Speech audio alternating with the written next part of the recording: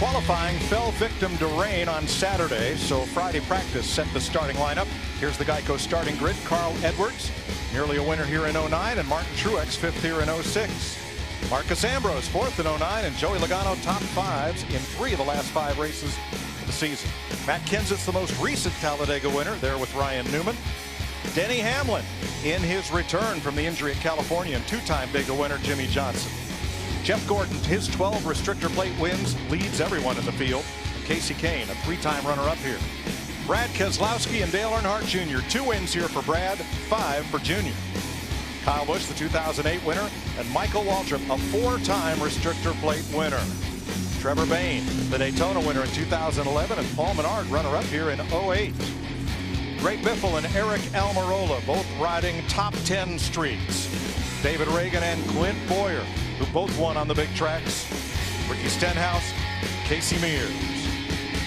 Darrell, who you got on the horn today? I'm going to talk to Mikey. Let's see what he's going to do in the race today. Hey, I'm Michael Waltrip. It's Big Brother DW here. You got a copy?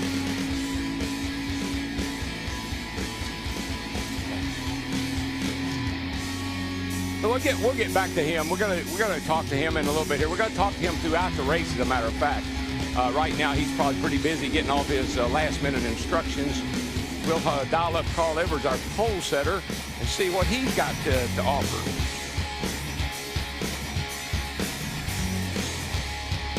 Carl Edwards, DW here. You got a copy, my friend? Got you, DW. Carl, you and Jimmy Fenning, I mean, you played the practice strategy and the weather to perfection. What's your strategy for the race? Is it that good? I think it's that good. Jimmy Fenning is pretty smart, and he told me what he wanted out of practice, and he told me what he wants out of this race. So I believe we have a good plan, no matter really what happens here, and hopefully we can stay ahead of the game and put this forward in victory lane. We've got a fast race course. Carl, I know it's just the start, but thinking ahead a little bit to the last part of this race, do you want to be up front at the end of the day, leading this thing on the white flag, or do you know yet? I don't know yet. I'm going to try to learn as much as I can, but I believe you want to be up front. Matt Kenseth won with Jimmy Fenning a couple times last year, leads the last 20 or 30 laps, so that's where we want to be. And I got a pretty good view of last night's chaos, so I'm not sure how I'll combine both of those things and make for the best choice, but I'm going to do my best. Well, my friend, you're living the dream. You're up here where I am last night, and you're out there on the pole today. Take advantage of it, my friend. Yes, sir. Thank you. I'm enjoying racing right now, having a good time. I hope you guys have a good time up there. Carl Edwards starts from the pole. This race is brought to you by Budweiser, the beer that starts with full flavor and ends with a crisp, fast finish. Great times are waiting, so grab some Buds. Let's see if we can get Mikey one more time. Hey, Mikey, it's TW. You got a copy there, my bud? I thought, I'll be damned. I think I'm going to win this race. But then I got to turn 3. Hey, Mikey, it's TW. You got a copy, buddy? Yeah, bro. Go ahead. Mikey, I mean, you're a prolific restrictor plate racer, and you know this game as good as anybody. What are you going to do today to win this race? Just going to have to figure it out, Darrell. The racing will be different today, I believe, than it was at Daytona. So I'm not at any disadvantage. I know about as much as about what it's going to take today as these guys I'm with does. So I just have to focus, see what everybody does, see what lanes to take, and be around at the end. And for the first 100 miles, I'm going to take it pretty easy, though. I like to get up to speed, get a feel for my car, and understand the draft before I start mixing it up with these boys that do this every week. All right, brother. You had a good run here last year. See if you can duplicate that with a little bit of an improvement to the finish line. Good luck, buddy. Okay, I made it to right here, Darrell. It looked like I was going to win. He was within half a mile. Nice helmet. University of Alabama football style helmet there for Michael. Let's get down to pit road for late stories. Matt Yoakum. Mike, Operation Talladega commenced shortly after Martinsville when the idea for Denny Hamlin's roof hatch came about. Now, Denny practiced once at the shop and then here on Friday at the racetrack, and then they fine-tuned that process this morning. Now, Sean Curlin, who's an interior specialist, and Denny went over a short checklist of what Denny has to do before he hits pit road. The note says that he's got to drop the roof net and flip it over the right side headrest. He's got to lengthen the shoulder belts and flip those over. Also lengthen the lap belts, and he's got to stop straight in the box and then turn off the master switch. And that's just what Denny has to do before the guys in the pit and Brian Vickers, who is shortly, who's over my shoulder, who shortly then will get in the race car. It's been very busy in this area. Chris Devoda. Well, Matt, Mike Joy mentioned that Dale Earnhardt Jr. has won here 5 times. He has a formula. You need to expect random and ridiculous. Prepare to be frustrated by fate, and at all times, drive with conviction and confidence. Steve Burns? Well, Chris, I know Brad Keselowski was a little bit coy with you in the pre-race, but I talked to his crew chief, Paul Wolf, earlier this morning. This is a team, this 2-team, that can lose 3 of its key personnel pending a NASCAR hearing on Tuesday. Paul Wolf, the crew chief, said they are going to go to the front as fast as they can and race at the front as long as they can. But Jeff Hammond, what you got? Well, Steve, for drivers today, their best friend is going to wind up being their spotter. It's going to be their responsibility to keep them out of trouble, keep them out of that big one, and in the end, hopefully, get them in the right position to get to the victory lane. To be able to do that, they'll tell you this is probably not the first, the second most difficult racetrack on all the circuit to spot from. The reason being, this massive Talladega infield for one thing, and almost 3/4 of a mile difference between where they are and the back straightaway here at Talladega. For spotters, they need the confidence of the driver in them, and they've also got to have that trust, Mike. Thank you, Jeff. They come off turn 2 to the backstretch, 4,000-foot ribbon of asphalt. And then up into turn 3 and 4, through the tri-oval and on to the start-finish line. Temps are in the mid-60s. The asphalt, due to the sun all morning, 94 degrees, a light breeze, and what began as full sun is giving way to partly and soon mostly cloudy skies. It'll take 188 laps to run 500 miles today. Pit road speed, it can be tough. From 200 miles per hour to 55 miles per hour, the Sunoco fuel window, 42 to 46 laps. And we just saw Tony Stewart fall all the way to the back, along with Denny Hamlin. Remember, in the pre-race show, Stewart said, "I'm going to go back and help my buddy." If you're going to fall to the back, why don't you just start in the back? You can go back, you just can't go forward. That's perfectly legal. 43 drivers at the ready. Elliott Sadler, the one car that did not make the field when qualifying was rained out and the starting order was set from Friday practice. But Sadler's car was fast enough, just did not have enough owner points to garner a spot in the field of 43. You know, Mike, don't be surprised to see drivers maybe even that starting outside the top 30, they could be inside the top 10 by lap 10 and vice versa. The one thing that went with Carl Edwards being on the pole is that #1 pit selection, the last box leaving. They come off turn 4, 1,600 feet to the tri-oval. And if we were at Daytona, the start-finish line would be in the middle of that tri-oval centered on pit road. But when Bill France built this speedway to make the seats down toward turn 1 more saleable, that's where he put the start-finish line. So instead of being right there where you saw Aaron's, instead of being there, it's way down here. That's a quarter mile further. And that can make all the difference as the field addresses itself to the starting line. We make a big deal out of that because it is a big deal. And folks, this is the most enthusiastic crowd you're ever going to see. The green flag is in the air. Boogity, boogity, boogity. Let's go racing. Drivers!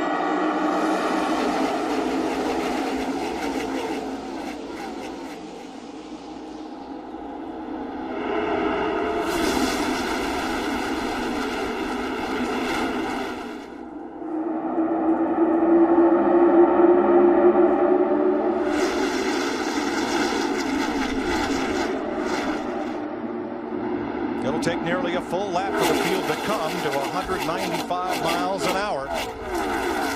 And they should be at that speed coming through the trial. Well, Casey Mears up the middle, following Almirola, following the 27 of Paul Menard, and they're 3 wide already on turn 4. 3 wide all the way through the field, pretty much. Don't forget the yellow line, the double yellow line down on the inside. You cannot dip below that. Lap 1, Martin Truex. If you do dip below it, or if you're forced below it, as long as you don't improve your position, no foul. Make makes you wonder, Darrell, why we don't start 3 abreast, because we're going to be that way pretty quickly. Yeah, we will be for a while. Yeah, Noah wouldn't like this.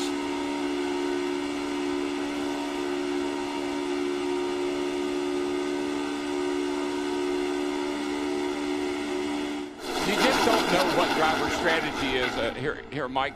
Carl Edwards start on the pole. He's already dropped way back. And that may be by design, and it may be the car just didn't come up to speed like he'd like for it to. Well, he's on the inside, Darrell, and that seems to be the line that did not go. It's like they're all ganging up on the outside right now. Yeah, we were riding with Dale Earnhardt Jr. in the 8-8. Said earlier this week, my plan is to race and race at the front as much as I can. Now, if you recall a couple of 3 years ago here, he and Jimmy Johnson, Jeff Gordon, and all of them, they went to the back, his teammates. They all ended up at the end of the day with bad finishes. He said, I'm not going to let that happen again. Well, Matt Kenseth in that 20 looked like he wanted to fill that hole between Dale Earnhardt Jr. and Michael Waltrip, and he thought better there at the last second. Michael took a peek down low. Kenseth leads the low line as we're 2 by 2 through the top dozen now. And this is a kind of a feeling out period, Mike. You'll like Michael. He'll run along there. He'll get a feel for what his car will do. And when the race comes down the end, he'll have a good idea. Pretty soon, I got a feeling he'll ease to the back and look for Hamlin.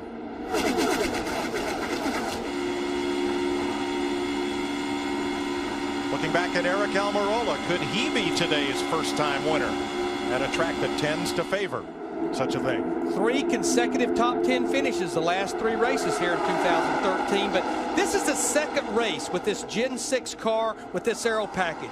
And I just think everything they learned in the Daytona 500, we saw it in practice, feeling racy. Steve, Carl Edwards, our pole sitter, did not stay up there. He dropped back to 10th and now is 14th. Anything wrong? The only thing wrong, Mike, is where he's on the racetrack. He just told his spotter, Jason Hedleski, hey, it's obvious to me I need to be at the top of the racetrack, not the bottom. He talked about learning. He's learning in an early stage of this race. Oh, sure, and they're 3 wide, and he's on the bottom. I need to be at the top, but excuse me, would someone let me in, please? That ain't going to happen. Casey Mears continues to fight his way up the middle in that number 13. He is 14th after starting 22nd.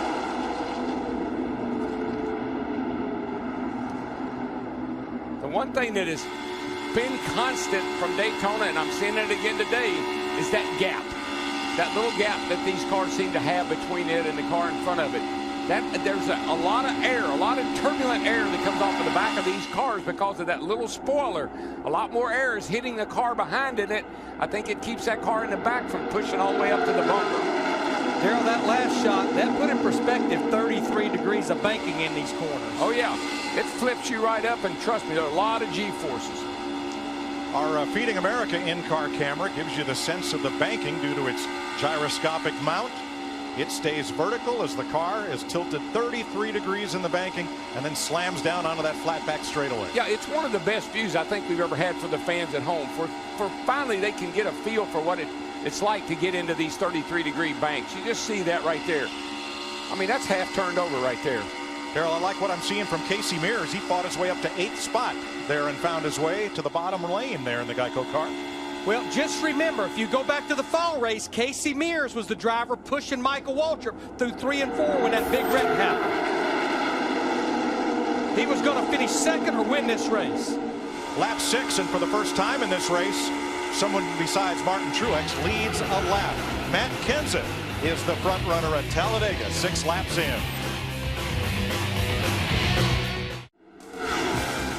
8 laps complete at the world's fastest speedway, Talladega, Alabama. Matt Kenseth's Toyota remains out in front of Jimmy Johnson and Casey Kane, teammates in Chevrolets. Then the Fords of Aric Almirola, Casey Mears, and Trevor Bayne. Now, Carl Edwards said he wanted to get to the outside. How'd he get it done? Well, there wasn't anybody who was going to let him in to move up to the outside, so he went all the way to the rear, and then he got to the outside, and now he and Brad Keselowski in the 2 car are trying to work their way back up on the outside toward the front. They are 29th and 30th. Further back and by design. That's Denny Hamlin in the number 11, his first race back after a fractured vertebrae that the doctors say is healed well enough for him to race. NASCAR concurred, so he's starting the race. Brian Vickers is standing by to relieve him, and they are hanging out back with Montoya and Tony Stewart and Michael Waltrip. Yeah, Michael told me that he was going to go back with the kind of to take care of Denny here and help him get to that first caution when they could change drivers. And there's Brian all ready to get in the car when the opportunity presents itself. Yeah, Michael also said in the pre-race, Denny Hamlin's his ride home, so he definitely needed to have Oh, yeah. And they will wait till the first caution flag to make that swap because they believe they can without losing a lap. Now, caution. Here's something that's going to drive Carl crazy. Now he needs to be on the inside because the outside was going pretty good there for a while, and now everybody's diving to the bottom, and the inside line seems to be the place to be. Now that's Dale Jr. way up in the third lane, and now brings it down to the second group. And that's the unpredictability. That could be the last lap of the race. You go, I want to be on the outside. Oh, wait, no, I want to be on the inside. You just don't know here. Your leader is Matt Kenseth, Krista. The 20 team coming into this race with a lot of confidence. If you remember back to Daytona, they had possibly the best car in the race before they had an engine issue. The 18 is teammate of Kyle Busch, also with a separate engine issue in that race. Matt said, we know we come to these restrictor plate tracks with a lot of good things. Kenseth has now led 7 in a row at Talladega, 7 races in a row. Remember what I said at the top of the show, that if you can stay in touch with the lead draft, you can win this race. We talked about Casey Mears in the 13. He's in 5th. But look back there in 7th spot. David Strimmy in that 30 car. We've got Eric Almirola that's there in 4th. So these are guys that we normally don't see at the front. But Talladega will allow this, including even Trevor Bayne in that 21. See, the underdog here has everything to gain. And nothing to lose. I mean, this is an opportunity that he has to capitalize on because he only gets this chance 4 times a year. Darrell, what do you think of Dale Jr. trying to carve his own lane up top there? You got to have a mighty strong car to be able to do that, Mike. And really and truly knowing Jr. the way I do and how he races this joint, he'll play around. And I don't mean that in a casual kind of way. He will see how he can run up high and if he can get a push from somebody and get back to the front. Right now, he's timing this out. I went to the back. I went back to, say, 20th or wherever he was. How long does it take me to drive back to the lead? And that's what he wants to know when it comes down to the end of the race. Earnhardt in the 88. He's got yesterday's winner, Regan Smith, on his back bumper, and Danica Patrick just ahead in the 10. What I like, and we didn't see this at Daytona, is we have 2 lines here that are moving pretty good. The bottom goes for a while when everybody gangs up on the bottom. Then they spread out like we see here. And the outside line goes pretty good. That's encouraging for a great finish. And that's something we did not see with the O car, but we're seeing it now with this Generation 6 car. And we didn't see it at Daytona. That just tells you, you know, these teams, I was kind of shocked when the teams asked NASCAR not to make any rule changes before we run the car again. I think they realized at Daytona they learned so much down there that they knew they could apply to this car that they didn't want a big rule change and have to start all over again. So it really is paying off. And NASCAR concurred, saying, why ask the teams to hit a moving target? So these cars, exactly the same rules package as at Daytona in February. Clean and green through 17 laps. So let's take an inside look at what's happening in the NASCAR Sprint Cup Series, brought to you by Sprint. Brad Keselowski, 201.9 miles per hour. Fastest lap of the race so far. Get unlimited access to NASCAR with the NASCAR Mobile 13 app and truly unlimited data from Sprint. Learn more at sprint.com/speed. One thing I'm seeing, and I love it every week with this car, the better the car handles, the braver you can be. And these cars are really handling well. And these guys are making not those kind of iffy moves. They're making very decisive moves with this car, and I really like that. Now we've seen that air pocket between the cars. It's about 2 to 3 feet. That bubble of air that is hard, but not impossible to penetrate. Watch the 27. That looks like he got a nice run up off 2 over there. Was able to give Kurt a little bit of a push, but not very much. These cars don't like to be pushed around on. Going down the straightaway maybe, but not in a corner. Dale Jr. changes lanes behind Scott Speed in front of Marcus Ambrose. Whoa, top to bottom. That was the move Regan Smith used yesterday to win. And what do you think Junior was doing right there? Practice, practice, practice. Looking ahead, thinking ahead, boys.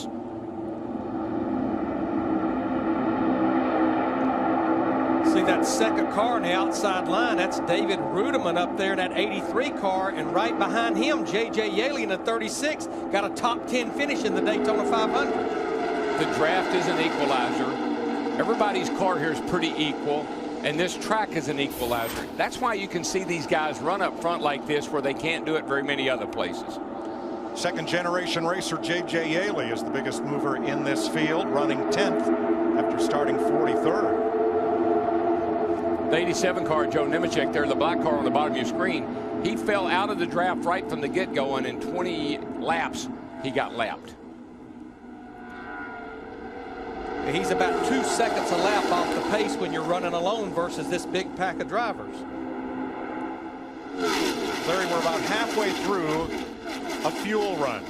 What about tires today? On most of the racetracks we see, it's 4 tires every pit stop. What about here? No, I think it will be very rare to see teams change 4 tires. I think it'll be 2 tires most of the day. But the biggest thing the driver has to do to help you with that, we talked about 200 miles per hour to 55. Don't slide those tires getting on the pit road. Then you have to call an audible and change for them. You know, we had driver-to-driver communication at one time. Now, really, the only way a driver can communicate with another driver is for that driver to tell his spotter to go tell the other driver's spotter to tell him. So there is a delay, but you can't really make a lot of these moves without telling the guy behind you, tell that guy's spotter, let's go up the middle. Tell that guy's spotter, let's go to the outside. That's good working together. We saw Dale Jr. drop to the bottom and down. Coming to pit road.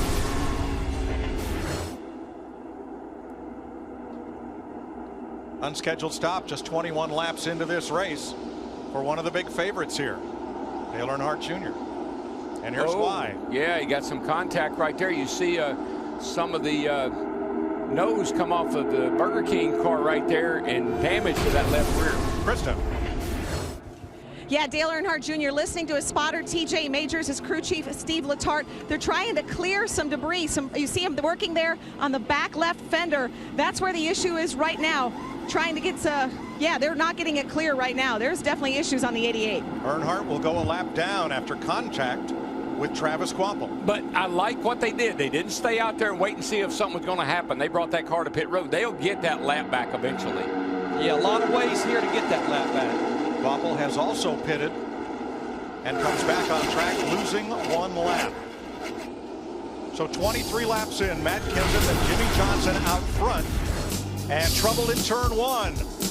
A grenade. That is Trevor Bayne.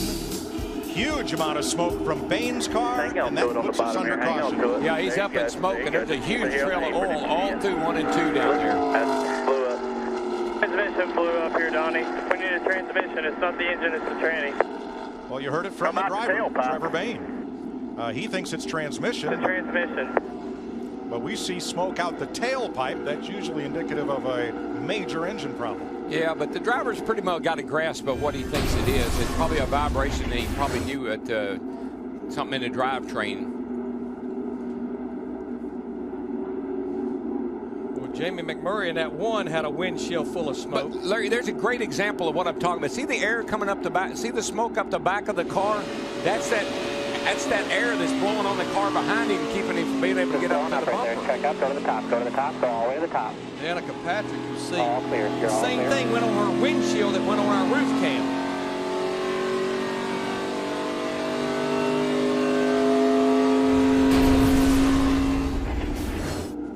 Landon Castle in the number 33 will be the Aaron's lucky dog and get back on the lead lap on this first caution of the afternoon in Talladega.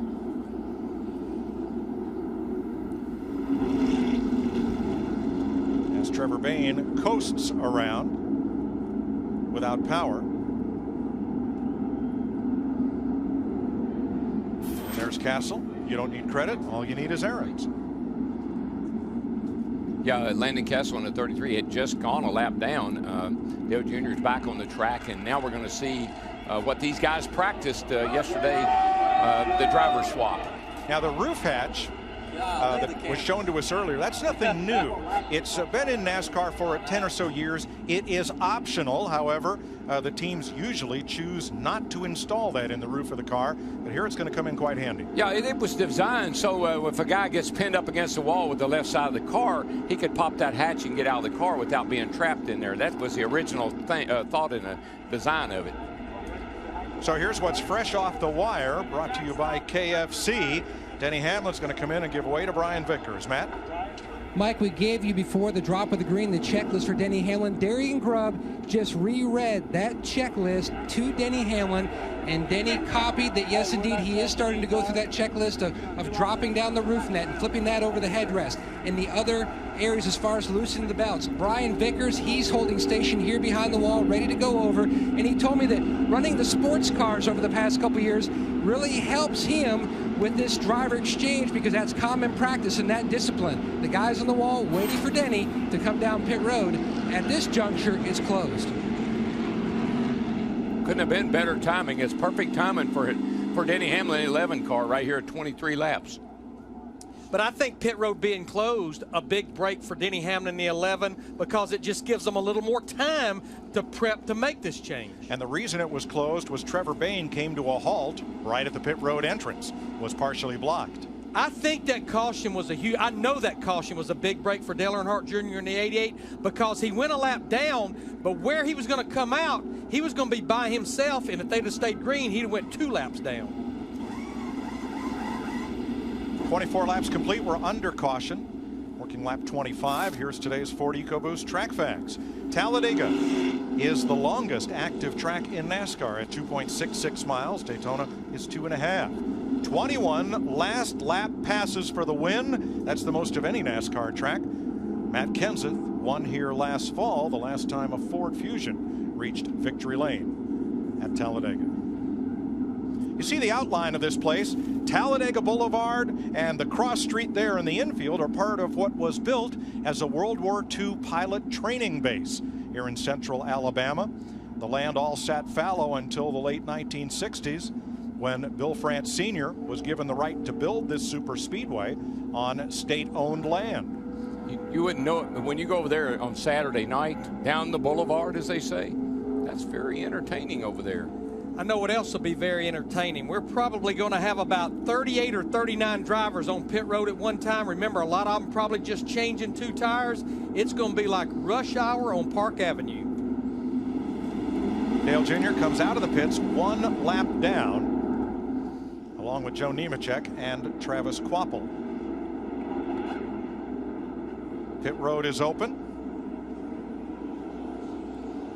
And here comes Matt Kenseth and Jimmy Johnson and the rest of the lead lap cars. Krista. Rush hour indeed. You mentioned that Matt Kenseth won here last October. He is extremely confident inside the cockpit right now. The plan for this team, right side tires only. Meanwhile, Jimmy Johnson, who he's been working with, also planning on taking right side tires and pulling out some sheet metal to make sure it's clear. Steve? Krista Hendrick teammates Jeff Gordon and Casey Kane both say their car's handling well. Both will take right side tires, Matt. Steve, the clock has started. Sean Curlin will help Denny exit through the roof. There is a step stool by the left rear tire for him to jump down on gingerly. Vickers slides in. Spider Gilliland, the car chief, he's also out there helping through the side of the window. They've got the side window out. Now, since the car is down and Denny is out, they are going to top off the car with fuel. 30 seconds at this point. You can see Spider Gilliland inside helping Brian with his belts and get the nets, especially the roof hatch net, back affixed. 40 seconds at this point. Remember, during practice, it was just over 60 seconds, both stops when they practiced this in the garage. Impressive driver exchange going on here in the 11 pit, guys. As Brian Vickers gets ready to roll, 9 drivers chose not to pit under this first caution. We come back, I'll tell you why. They probably won't still be on the track.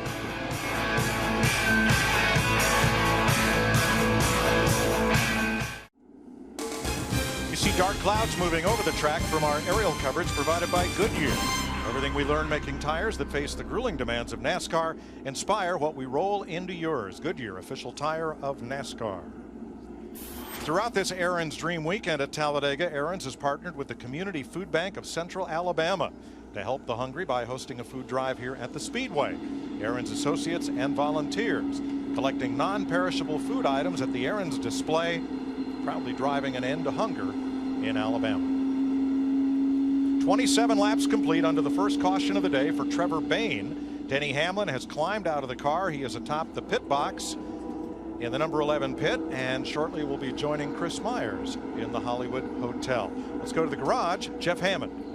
Yeah, down here with Trevor Bayne. And Trevor, you reported you broke a transmission. It looks a little bit more terminal than that. Yeah, with oil pouring out of this thing in the garage, I'd say it's definitely the engine. We don't know what caused it yet.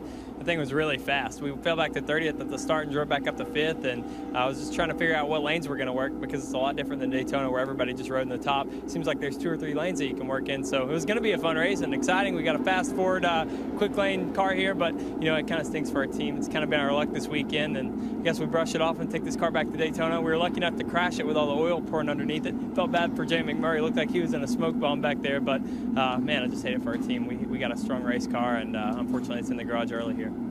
Short day right here for Trevor Bayne. Thanks, Jeff. Denny Hamlin talking about how the car was driving. Larry, 9 cars stayed out on that first lap of caution when the pits opened, and then... Yeah, there was a reason they stayed out. They've all now been to pit road. 2 of them in particular, Kevin Harvick, Paul Menard, they got a lap for leading a lap, got a point for leading a lap. But I think they want to be at the back right now. And so the way to do that is pit after everybody else does. It looked like Denny was telling Hamlin was telling Darian Grubb, his crew chief, that the thing was falling over on the right rear, like he turned in and it was really dipping down on the right rear.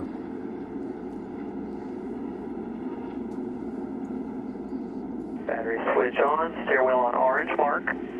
Go ahead and fire it up. Okay, go ahead and roll. We'll go catch up. Boys and girls, we'll be ready to do 4 tires here once we get caught up. Everything feel good there, Brian? Copy. Everything feels good. Good job, guys. So it says Hamlin on the windshield, but it's Brian Vickers aboard, a past winner here at Talladega, who has been Denny Hamlin's substitute through most of his convalescence. But just remember, wherever Brian Vickers finishes this race, even if he wins it, Denny Hamlin gets credit for it because he took the green flag and started the race. So it sounded like mission control. Very much like, as we go back to green, completing lap 28, and Matt Kenseth holds the lead with Jimmy Johnson in tow. Down on the inside, it's Casey Kane with Jeff Gordon.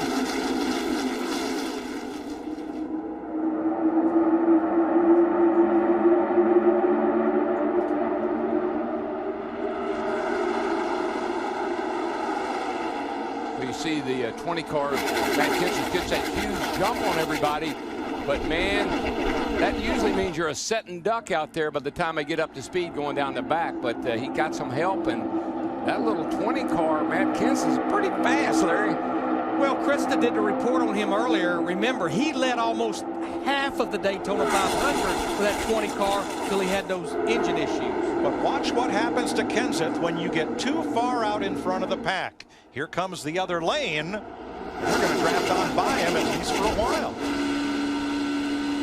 Jeff Burton in a Richard Childress Chevrolet out in front, and then his car stalls out facing the wind, and Kenseth gets another chance with a little help from the 48 of Jimmy Johnson. Yeah, that's a potent grip down on that inside with Johnson, Kane, that whole crowd down there. That's a strong push for Matt Kenseth in the 20 car. There's Jeff Gordon back there in the 24. That inside line's got the push right now. Yeah, you've got 3 Hendrick drivers pushing Matt Kenseth in that Toyota for Joe Gibbs Racing. 15th, way up on the outside line, Danica Patrick, Steve.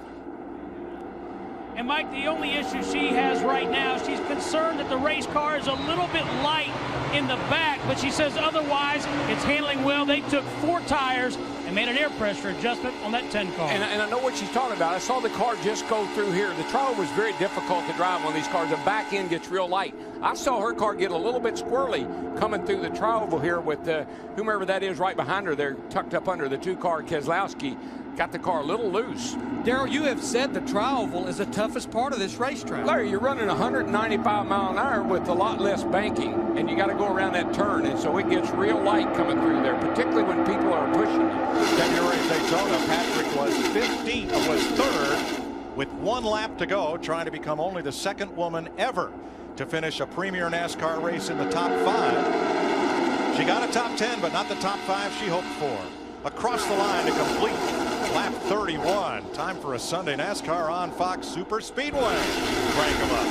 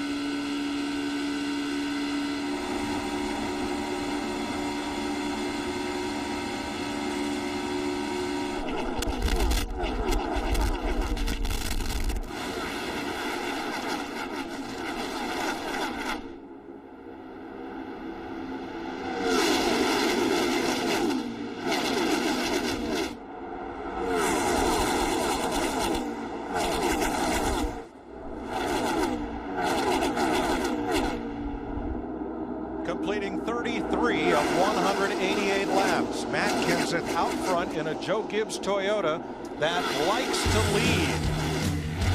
Led 86 laps at Daytona in February and 33 when he won here last fall.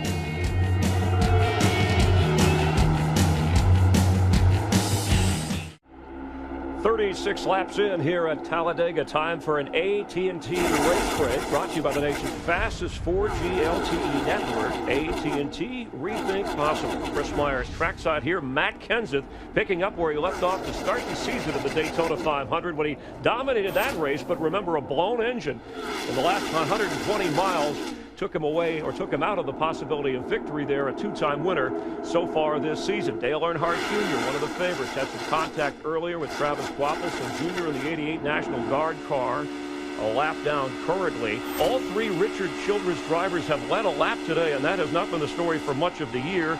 Kevin Harvick, who is last week's winner, is moving on up, and Brian Vickers in the 11 car for Denny Hamlin after the swap is moving up fast. Denny Hamlin will be joining us here momentarily in the Hollywood Hotel. And Danica Patrick, who led 5 laps at the Daytona 500, slipped back a little bit here to 20th. It was up to 13th with Tony Stewart, and Stewart Haas Racing, her teammate and boss, riding along with her. Racing fans, you think you know something about speed? Buckle your seatbelt and play AT&T's Fastest Driver Challenge. Simply call **FAST from your mobile phone to predict who will have the fastest time in the race today. It's all brought to you by the nation's fastest 4G LTE network, AT&T Rethink Possible. Let's rejoin Darrell, Larry, and Mike. Thanks, Chris. Some interesting strategy. Jeff Burton's number 31 was running 10th when they came by 2 laps ago, and he has dropped to 28th, which is the tail end of the lead draft. At first I thought the car was off pace, but then he picked up, jumped right back with everybody. Just maybe out of harm's way a little bit, Darrell. Jeff Gordon did the same thing, Mike. He came by here running like 4th or 5th. He got shuffled back a little bit into that middle line, and he fell way back. But this is when you've got to be, you don't want to panic. You don't want to say, I got to get back up there. I got to get back up there. This is a good time to do what I said maybe Dale Jr. is doing, and what maybe Jeff Gordon. These are smart guys. All right, I got shuffled back. How long is it going to take me to get back to the front? Yeah, we're not even a fourth of the way through the race, and we have a lot of pit stops to go. No need to panic right now. Gordon's 24 alongside Marcus Ambrose behind Kyle Busch as the front 5 cars have broken away a little bit. And look at Brian Vickers. He's up there to 9th place, Matt, after restarting 32nd. A big mover. He's running on the bottom. Now they made a second pit stop after the exchange, so that way they can make more adjustments to the race car. Denny had told Barry Damian Grubb. The car was on the free side, going back to the comments that Darrell was making, looking at the discussion that Denny was having with his team. And also keep in mind that knowing that Brian was going to be in the car, this is Brian's seat insert, and the mirrors were all adjusted to Brian Friday at the end of practice, so that way he would have a comfortable ride today. But one thing I like about the 11 car, Denny Hamlin's car here with Brian Vickers on board, they planned this out, Larry. They didn't just decide on Tuesday, well, let's do a driver swap and put a hatch in. It takes a lot of time to put that hatch in the roof and get this thing orchestrated the way they did. And don't worry about Jeff Burton. He's finished top 10 in 5 of the last 6 restrictor plate races. He's headed back toward the front.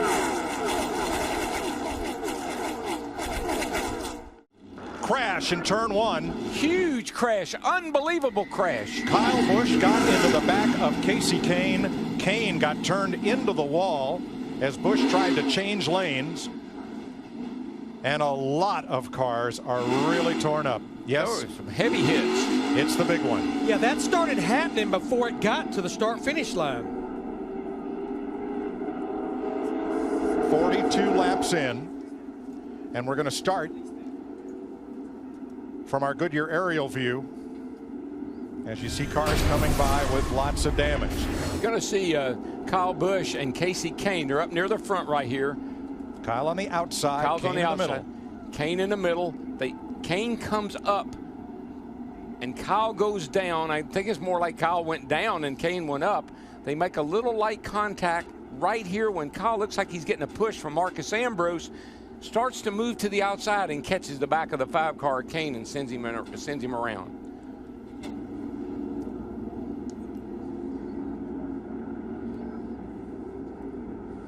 You see Jamie McMurray, and there goes the 29 of Harvick. Hamlin got hit by Brian Vickers in it now. Yeah, Hamlin's car. Vickers, Ruderman, the 70. Stewart. Martin Truex Jr. in 56 just basically all but stopped to keep from getting in it. Jeff Burton, you just had talked about him in the 31. Danica Patrick, Gilliland, here it is again. Yeah, it just gets on that right rear corner, and then Casey comes off corrects and comes right into the side of the 18 car of Kyle Busch, and then it's on from there. Yeah, a lot of 16. A lot of drivers running from third on back were involved in that. Boy, Danica Patrick does a nice job of avoiding contact. You see it right here. Just a little nudge at the wrong place. And Darrell, what we didn't quite see there was Kyle being pushed by Marcus Ambrose into Kane. Yeah, I think he was. I think they were going to go to the outside and go around Casey, but didn't time it just right, and Kyle ran into the back, or just barely ran into the back of the 5 of Casey Kane, and that's in him sailing. Bunch of really cars, a bunch of cars in here could have won this race. Yeah, Biffle in the 16. We talked about Casey Mears in the 13 earlier. But watch Danica back here. She just basically sees this whole thing unfold. All these cars are crashing in front of her. How she keeps from getting run over or run over someone, I do not know. Threaded a needle. Well, let's ride with Danica and see how she gets through this. Spotter had to do a well of a job, and she did too, by not panicking. Back to 3 wide bottom. Caution down. Go to the bottom. Go to the bottom. All the way to the bottom. All the way to the bottom. All the way. Stop. Right here. Watch right in front of you. I can't see. Really, really good job. Really good job. Get back up to speed. Patrick makes it through unscathed. She is 9th. Here's some Kyle Busch audio. You all right, Kyle? Yeah, I'm all right. And I caused it. He did. I mean, he got into the back of Casey Kane just slightly, but the cars are so light in the back end with that small spoiler on there, it's easy to turn one of them around. A lot of good cars torn up in the big one at Talladega, lap 42.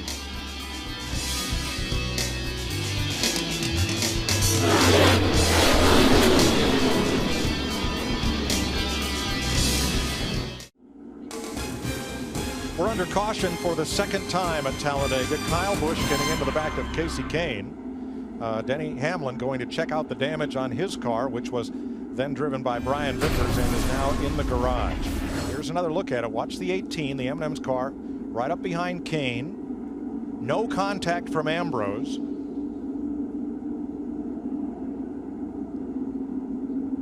gets into the right rear right here, and it's just such a vulnerable spot with these cars. They're really light in the back, so vulnerable, and it just turned the car. Yeah, it was a very small amount that he touched him, but it just doesn't take much. It doesn't take hardly anything. And now you're on board Casey Kane. Clear high.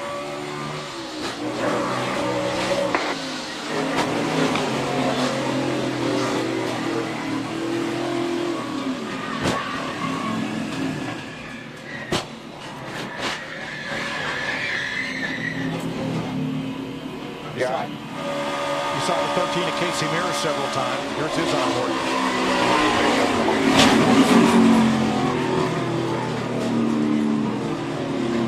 Yeah, we're in it hard here, guys. Okay, come to pit lane. And Kevin Harvick. Right behind David Strum. Check up. Go low. You can. Go low. You can. Go low. You can. Got turned outside wall there. Damn near everybody's wrecked.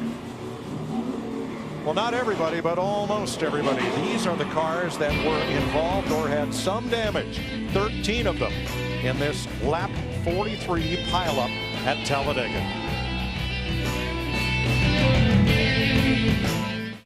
47 laps complete. When the caution came out, Dale Earnhardt Jr. was the first car 1 lap down. So he is the Aaron's lucky dog. You don't need credit. All you need is Aaron's. Earnhardt back on the lead lap. And Danica Patrick running ninth, had a wild ride through all that. Watch the green number 10 top of your screen after going to the apron and trying to get back up on track. Hey, now here comes Kyle Busch. And now, you know what, Mike, that is just such good awareness right there. That 18 car is coming down that hill out of control. He's not driving his car. And here's how she described it. That was sketchy getting onto that last apron. The first apron was fine, but the second one was like, holy crap, I might just spit myself out going down here. And what she's talking about, Yeah, Mike, it's pretty cool watching the in-car there. yeah, what she's talking about, there are 2 levels of the apron. Right up next to the track, it's still banked quite a bit, and then all the way down off of that, it is flat. Denny Hamlin's car in the garage. Brian Vickers caught up in it. That's him. With heavy damage. I felt like today was very critical for that 11 car for points to make the chase. It's a big blow to this team. Now pit road will be open because so much debris out there. We may see drivers go with 4 tires. Krista. Yeah, Larry, that's what Jason Ratcliffe, crew chief for Matt Kenseth, is trying to decide. Their plan was to take, they thought 4, but then at the last minute he says, no, let's just go right sides, but I'm going to look at these laps. If they look low, if it looks like there's any sort of damage, we're going to go in 4. But the call right now is to just take 2 for Matt Kenseth. Steve? Well, Krista, Martin Truex Jr.'s team is concerned about damage behind the left front tire. You can see some sheet metal almost rubbing on that left front tire. They have their saws out. They have some bare bond adhesive. They're going to take the tire out. Crew Chief Chad Johnson said, let's take the time to get that sheet metal off so we don't have any tire rubs. They're using a pretty heavy mallet to get that sheet metal back. And again, they want to make sure there are no tire rubs on that left front tire. This all part of the damage from the big one. Thanks, Steve. 7 drivers chose not to pit here at lap 48 complete, including rookie Ricky Stenhouse. They'll get a point for leading the lap. All right, let's go down to the garage area. Jeff Hammond. Yeah, I'm down here right now with Kyle Busch. Just came out of the Infield Care Center. First thing is, Kyle, are you okay? And tell us what happened. Yeah, I'm all right. And, I don't really know what happened. I know I got in the back of the 5, and I guess I was trying to go to the outside of him, but just he moved up in front of me, and I wasn't expecting it. And then I tried to go to the outside of him, and before I could get to the outside of him, I got in the back of him. So I just hate that I caused a hell of a melee for everybody. I hate that a lot of cars got torn up, and it's way too early in the race to be doing any of those sorts of moves that whether he made it or I made it. I hated that we all got crashed in that deal. So I don't know. I think our day's done. Thanks for your time. A lot of cars still under repair on pit road and in the garage. More being hauled back there after a car pileup at Talladega. Check in with Jeff Hammond. He's with one of the primary drivers involved in that 13-car wreck. Jeff? Yes, I am. Down with Casey Kane. And Casey, you said you had the wind knocked out of you, but other than that, you okay? Yeah, I'm fine. We got a really fast Time Warner Cable Chevrolet. I was trying to stay behind Jimmy, and I had a ton of momentum and just had to basically go to his right, and then I saw I could get in front of the 18, and yeah, that's what I thought happened. It was pretty similar to that. So we're just going for it. There's a lot of momentum, everybody shoving, and you can't really hit from behind in these cars. I got hit a little bit, and then going to the right, it was kind of spun to the side. So it was tough day for Casey Kane, guys. Thanks, Jeff. There's the melee. 50 laps now complete. We'll go back to green this time as cars continue to get unloaded off the rollbacks. No place is safe, Darrell. Behind the race leader, Matt Kenseth, 9 of the next 14 cars were involved in that pileup. Matt Kenseth won this race here last fall because he had a fast car and he stayed out front and stayed out of trouble. I always told Hammond, I would tell you the same thing, Larry. What can we do to help you at Talladega? Give me a fast car. Keep me up front.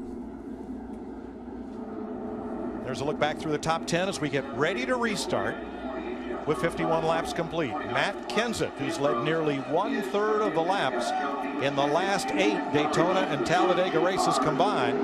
He is the front runner. Jimmy Johnson alongside. Toyota versus Chevrolet as they come back to green.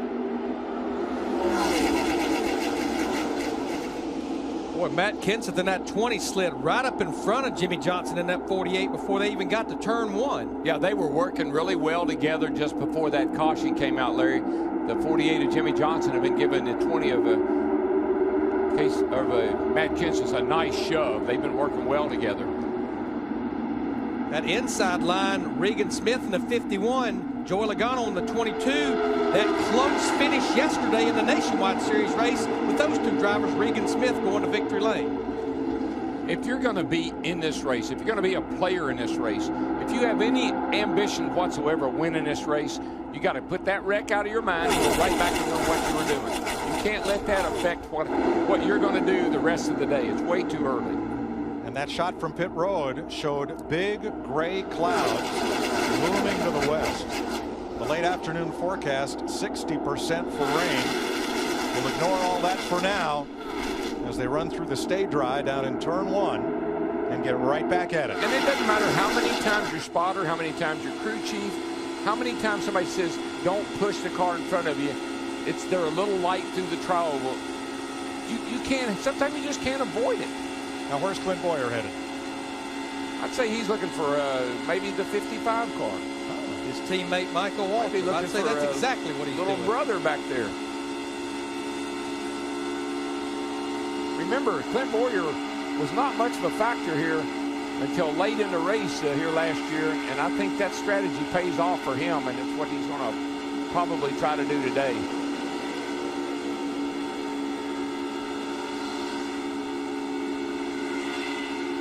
Saw Yaley and McDowell coming through, a couple drivers who had great runs at Daytona. There's McMurray in the 1 and Dave Blaney in the 7. It's like you said at the top of the show, Larry, if you can stay with that lead draft, you've got a chance to win this.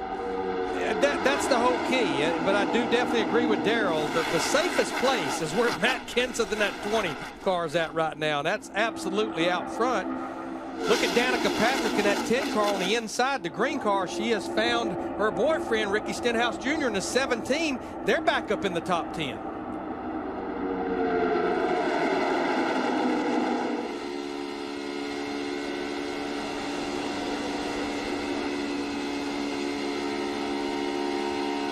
.54 laps complete, back under green and missing a lot of contenders.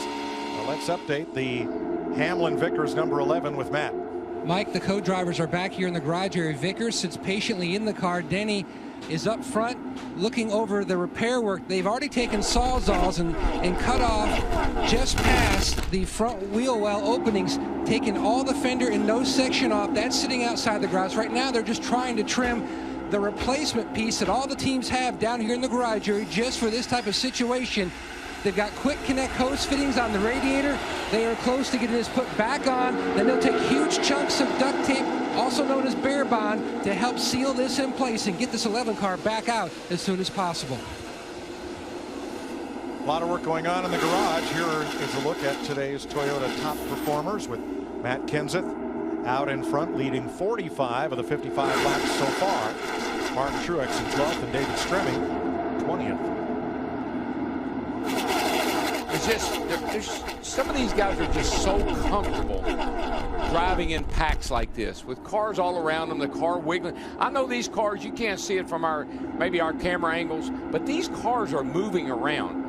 The driver's trying to hold the steering wheel as straight as possible, but the wind buffing off of the cars in front of you, beside you, the car is moving around a lot more than you think it is. There are pole sitter Carl Edwards in that 99 car. He's all of a sudden decided he wants to run up at the front. Remember, he dropped back.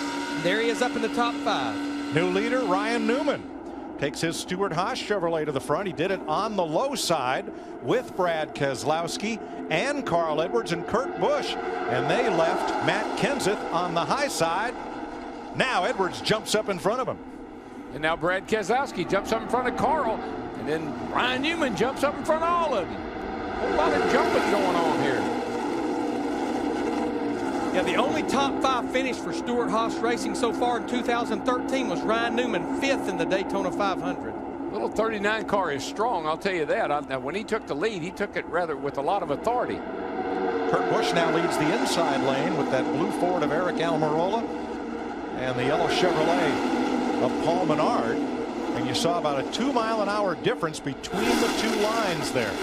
Now it's 3 wide. Hey, watch that 39 car gap these guys coming off the corner there. That thing is going somewhere. Got a lot of power. Krista? Well, Kurt Busch has already been through some obstacles in this race. They actually had a right front flat when all the chaos was happening, so they had to come in and repair some fender damage. Kurt Busch so strong at the restrictor plate tracks, but still looking for that first plate win. He said, I just have to go back to basics to try and survive and hope our number comes up at the end of the day. And they had quite a bit of damage, or they had damage, I don't know how much, but they had damage from that wreck earlier. But it looks like they got it repaired up pretty good. 3 wide as they come to the line, and Kenseth retakes the lead from Kurt Busch. And where is 39 now? Ryan Newman. Yeah, it's almost like the same thing happened to him that happened to Brad Keselowski in the 2 just a second ago, up to the high side, all the way to the back of this pack of drivers. Kurt Busch pitted 4 times to fix damage. They got it fixed all right. Tony Stewart's back on track. He has lost 2 laps. Jeff Gordon without losing a lap. Casey Mears 1 down. Jeff Burton 2 down, all after being involved in that crash. 1/3 distance next time by. Here's a look at our Royal Purple race summary. With Matt Kenseth out in front once again, he's led 50 of the 62 laps so far. 31 cars on the lead lap, 8 leaders, 12 changes, 2 caution flags, and a 13-car pileup at lap 43 has sent Kevin Harvick to the garage with Casey Kane, Kyle Busch, Greg Biffle, Brian Vickers, David Rudiman, Travis Kvapil. Trevor Bayne caused the first caution and went out of the race with a blown engine. But Matt Kenseth is proving hard to handle here. Yeah, and really the experts were all wrong about this race too, because a lot of people told me they thought we'd see a lot of single file racing today. We haven't seen much single file racing since the green flag came out. What else I'm seeing is look at that 9 car, Marcus Ambrose, all the damage in the rear of that car. But I think Drew Blickensderfer and that 9 crew, they took the time to get things right. Look at all the stuff flapping. But Krista, he's right up there in the top 5. Krista. Yeah, just a quick update on Marcus Ambrose. You know, at the start of the race, he was complaining of his race car being a little bit too loose for his liking, a little bit squirrely, and he talked about the way they were racing each other in practice just to get fast lap times. He said, we were all driving like idiots. Stay tuned for that. Yeah, his car is definitely not handling as well as I think he would like for it to. It's moving around a lot. He was right there with Kyle Busch and them, you know, in that big melee when that started. That car's got pretty free, I'd say. Well, Darrell, where that would be an issue even more so if he was out there trying to lead the race. Yeah, I don't think the car with the damage it has would be a car that could get up front and lead, but certainly when he stayed right there in that pocket of air, he's going to be fine. Well, let's update Ryan Newman. Newman's number 39 made it to the front, led 2 laps, drifted back on the outside, and has now found a home right behind most of that lead pack. There he is in the center, the black and silver car in 21st, Matt. Mike, Ryan Newman fans need not worry. Keeping an eye on later in the race, Newman, he led a lap, but more importantly, telling his team and Matt Borland, his car feels much more comfortable in the middle to the high line on the racetrack, and also keeping an eye out on weather. That was the game plan, to go up front and lead at least one lap, and then drop back and ride and be comfortable. I tell you, the way he took the lead, he reminded me a lot of this 20 car right here. I mean, he drove up there, passed everybody, took the lead, pulled away a little bit, then he drifted to the back. Yeah, he did it with authority. Now the 9 of Marcus Ambrose has been shuffled out, and he's back about 15th up on the high side. Just found a spot there behind the 1 of Jamie McMurray to get back in line. And with the damage he has on his car, Mike, he can't afford to get too far back, because if he gets shuffled out of the draft at all, he'd be in big trouble. The importance of leading a lap, it's a Sprint Cup Series point.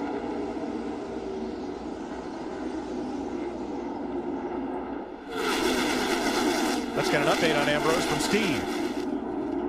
Mike actually going to update the 99 after Chris to update the 9 car being loose. His brethren in the Ford camp, Carl Edwards, is also loose. He said, I have to be in the right spot at the right time to make a move right now. He said his car got loose when he was up around the 20, close to that restart. Yeah, I think that, again, at Daytona, these guys complain a little bit about the handling of the car. Here, not so critical, but it is a factor. And that little blade on the back of these cars in traffic with people all around you will make your car move around more than you'd like.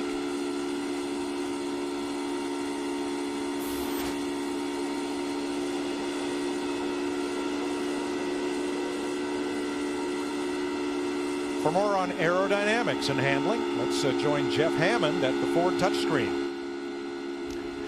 Folks, when it comes to Talladega, there are some differences between what we saw last weekend, particularly at Richmond. This is the configuration of the car and the spoiler that we had at Richmond and most every place else we go. But today, here at Talladega, if you'll notice, in the gray, this is the big spoiler that we run every place else with the exception of Daytona and Talladega. In red, this is a super speedway spoiler. A lot less drag, a lot less stability in the race car. Another addition that's different than what we see whenever we race any place else is NASCAR adds a piece of metal at the bottom of the rear bumper, and it's designed to not let air come out from underneath the car, which would help cool the car behind it. This is one of the reasons why they do not want bump drafting, and this is one of the things you'll be noticing today when the guys all set to try to cool these cars, they can't get air from that area. Thanks, Jeff. We're just past 1/3 distance, 68 of 188 laps, 120 to go. Matt Kenseth out in front of Jimmy Johnson. Between them, they've won the last 2 Daytona and Talladega races. Kurt Busch, Eric Almirola, Martin Truex, Paul Menard.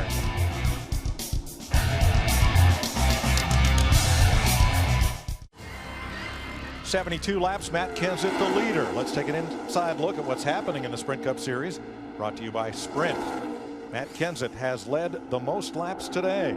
Get unlimited access to NASCAR with no metering, no throttling, and no overages while on the Sprint network. Learn more at sprint.com/speed.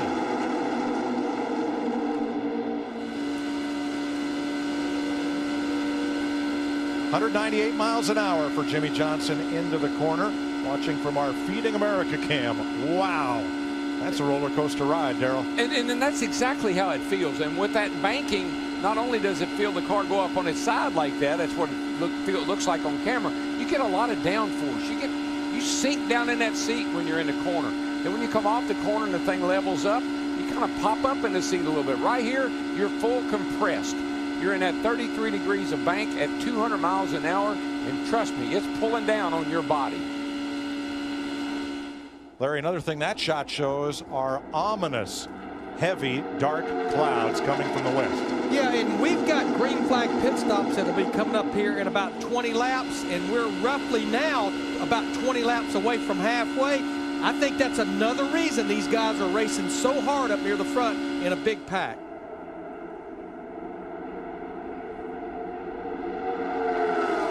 Juan Montoya came within a caution flag of winning last Saturday night at Richmond.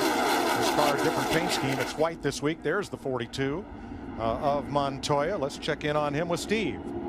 Mike, just recently, Juan Pablo Montoya inside the top 10. He's been telling his team that he needs his car to be a little bit more stable. He also had a concern about gauges, but the gauges seem to be okay now. It's the stability that he's fighting. And we're just hearing that across the board.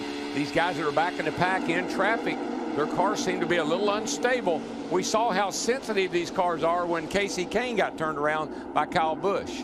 And Larry, look at all the fellows we described as pleasant surprises at Daytona, like Michael McDowell in the Phil Parsons number 98, and the 36 of J.J. Yaley, other drivers who got top 10 finishes there.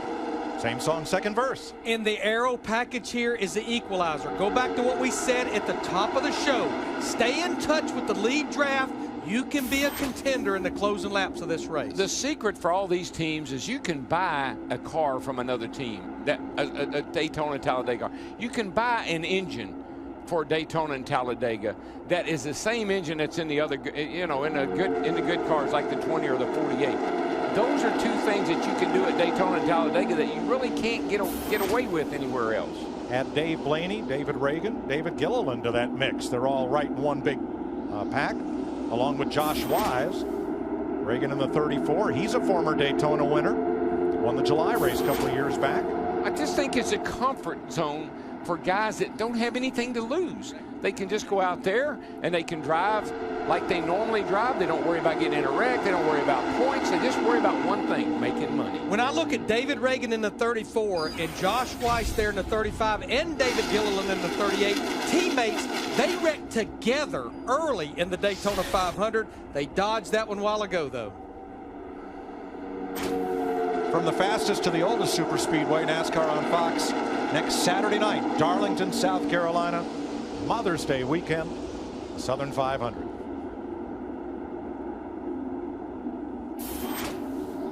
Terry Labonte in the 32, the Frank Stoddard car, also running with that pack. And younger brother Bobby right alongside in the 47. Making his 700th career Sprint Cup Series start here today. 77 laps complete. Matt Kenseth, Jimmy Johnson lead the field.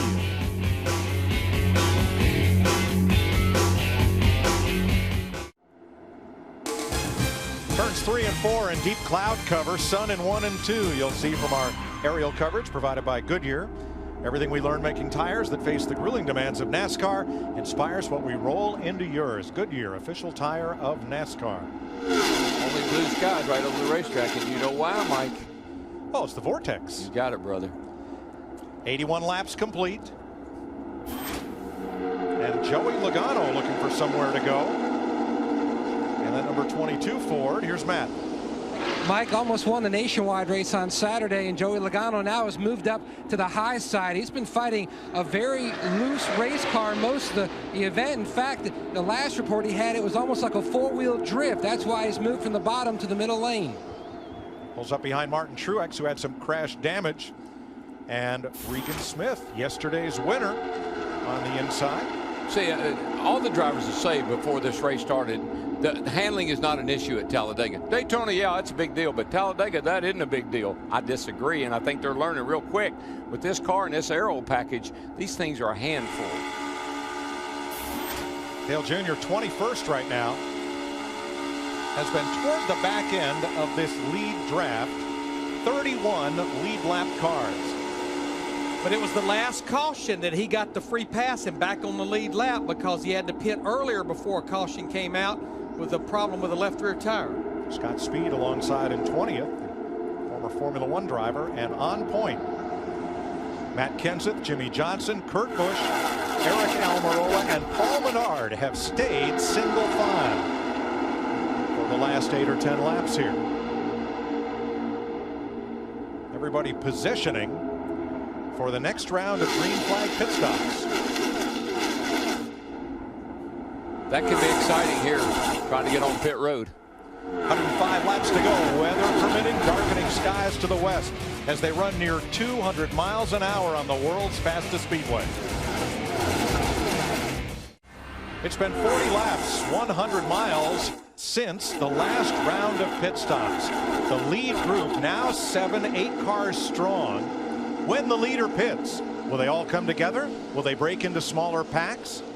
I think we'll see them come over the course of about 2 or 3 laps. I know we're getting close to halfway, but a lot of them are going to be forced like the 51 car, Matt. Absolutely, Larry Mack.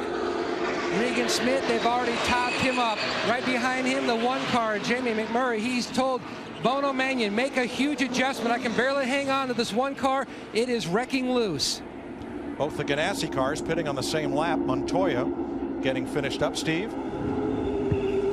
And Mike Juan Pablo Montoya, as we said, trying to find more stability. His car has been loose. They took 4 tires and made a chassis adjustment.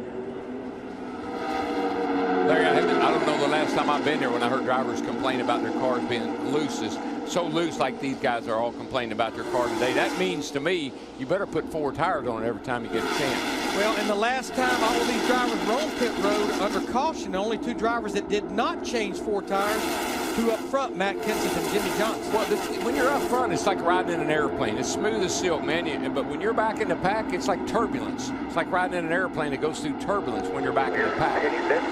Hitting this time. Commitment line at the Sunoco sign. All right, we'll expect some of the leaders in this time. I'm with you right here. As we complete 90 laps. Here they come, hard on the brakes. Right here, bud. Right here. Coming to you guys. Kenseth, Johnson, Kurt Busch, Almirola, Menard, and more. Matt? And the 27 of Paul Menard, he comes to a stop. His car was tight earlier. And then Krista. It's been all 2 tires for Matt Kenseth. This time they go with 4, but our gremlin's starting to creep in. Matt said about 10 laps ago he's starting to feel a vibration, Matt. Service already complete for Ryan Newman, Krista. He took right side tires. They did make an adjustment. He could have gone to lap 95. Michael Waltrip was in as well. Right side tires for both. They had to push the 27 back. He slid through his pit box.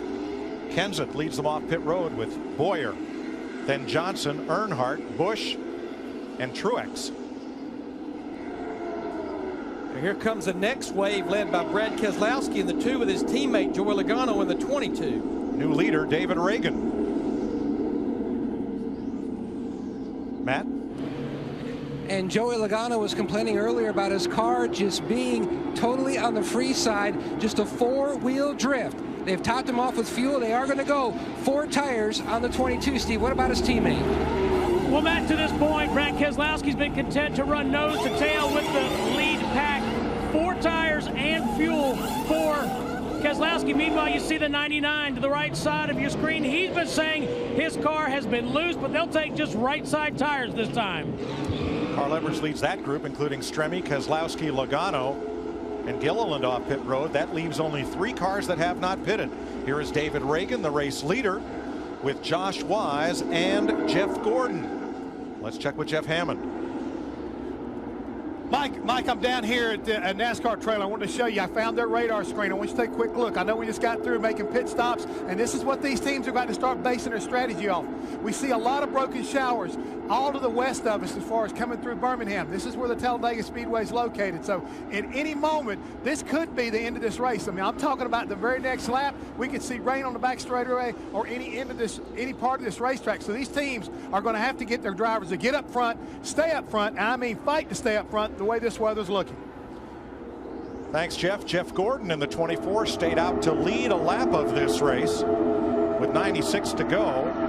He should be in next time, and that will complete lead lap pit stops. Yeah, those drivers right there, like Jeff Gordon and Casey Mears, they pitted 2 or 3 laps deeper into that last caution than everyone else, so they can go a little bit further.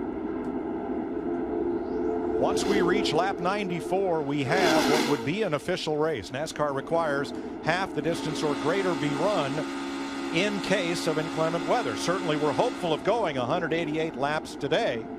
The forecast says it might be otherwise. Well, we do. One of the things that really was impressive yesterday, how quickly they drive this big 2.6 mile speedway with the Air Titan that we haven't seen in action until we got here. We did see a little bit at Martinsville, but here, Bernsey. Hey, DW, give this 24 team a lot of credit. After they were caught up in the big one, they came to pit road 4 times to make fixes to the sheet metal on that 24 to get it fixed up. They had also checked the toe. They're going to get 4 tires this time, but great effort by this 24 team to get back into this race. Jeff Gordon leaves pit road as Matt Kenseth has the field midway down the back straightaway. And Matt has led 700 laps in a season 5 times in his career. This year it's taken him just 10 races to reach that mark. Green flag pit stops complete. Our halfway report coming up. Matt Kenseth in command at Talladega.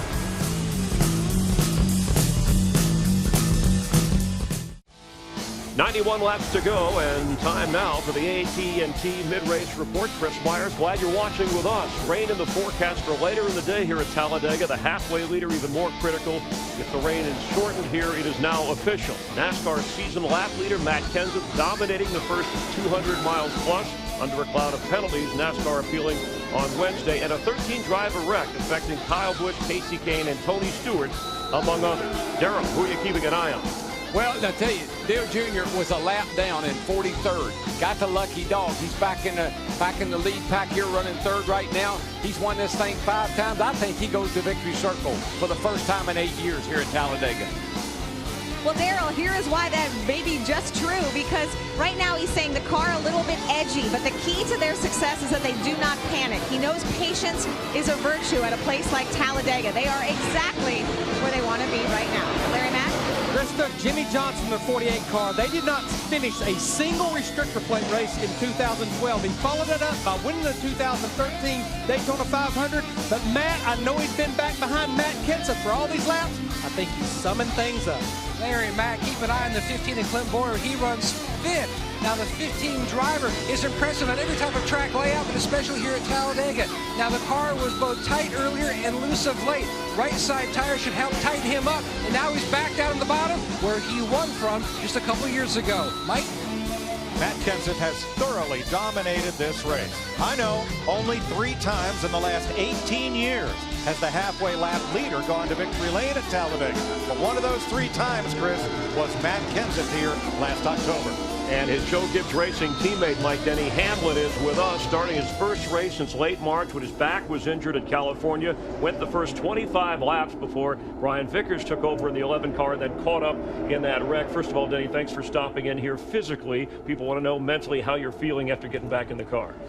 Good. It was obviously very good to be back in the race car, but man, that excitement was short-lived with Brian. So. Man, it's tough. You know, looking at the standings right now, unless there's another wreck, we're only going to get about 6-7 points out of today. So that's going to be tough, but still proud to be back in this FedEx car. So physically, at this point, you would say, hey, Darlington Saturday night, you'll be back to the full ride. Yeah, we'll be back and aiming for victory there. That's what we got to do. We won there in the past. We finished. I think we got best average finish there of anyone. So excited to finally get back to 100% hopefully next week. Yeah, you were 10th in points, now 28, obviously, after you have ground to make up. But I know your chase starts now, as you have said. How about this race so far? Give us your driver, your expert analyst perspective on what you're seeing. Well, it's a very typical Talladega race. You usually have a wreck early to mid part of the race that kind of thins some of the field out. Then you're going to see this mid part where you're going to see a lot of guys being very patient, like Larry was talking about. The 48 just kind of content to ride there. They know they're in a safe spot. They're around guys that they're comfortable drafting with. And from here on out, you'll see some game planning. You'll see who's fast, who's not, to see who you want to possibly push there at the end and either help or get in front of it and push your car to the front. And the rain threatening the area certainly will play a role. We'll continue to watch the race with Denny. He'll chat with us and offer further analysis with Darrell, Larry, and Mike and our pit reporting crew as well. 86 to go. There's your leaderboard. You're watching NASCAR on Fox from Talladega. 83 laps to go as they come to the stripe. And an interesting lineup of the 14 lead lap cars in this draft, cut short because of green flag pit stops. There's one Toyota, Matt Kenseth. Right behind him are 3 Chevrolets. Jimmy Johnson, teammate Dale Earnhardt Jr., and Kurt Busch in the 78. Right behind them, 3 Toyotas, teammates from MWR, Clint Boyer, Martin Truex, and Michael Waltrip in the 55. Right behind them, you guessed it, 3 Fords. Carl Edwards, Eric Almirola and Brad Keselowski, and a fourth Ford, the 22 on the outside of Joey Logano. But that was all great pit work by the drivers getting on pit road. Great work in the pits, and this little group here, about 15 of them have separated themselves from some of the other cars. But that was great job by everybody getting on pit road. Carl Edwards only took 2 tires, and I was wondering why they only did that, but it got them up here in good track position. Yeah, I think one reason I would have liked to have hit pit road and took 4 tires that time is everyone has to make at least 2 more stops. Yeah, I think Carl was looking to get up here with this lead pack. He'd been kind of hanging at the back, and there's a real comfort zone right here with these guys. Joey Logano in that 22, he found a friend for a moment with Ricky Stenhouse Jr. in that 17, but now they've fallen back in line. And think about Ryan Newman in the 39. Showed enough muscle earlier to go up there and pass Matt Kenseth and lead a lap. Teammates side by side, the Penske Fords. Keselowski the 2, Logano the 22. Out there by himself trying things. Now the 17 of Stenhouse, he had been drafting with, yes, his girlfriend Danica Patrick. They're an item. Giving a kind of new measure to speed dating, 195 miles an hour type, and they were nose to tail. But now Danica and the group that she has with, because of those green flag pit stops, they've fallen about 8 seconds behind the lead pack as she runs there with Bobby Labonte, Regan Smith, and David Ragan. Yeah, these guys, all gals and gals, came in they weren't quite as good getting on pit road. Their pit stops were just a skosh slower, and it separated them from that front pack.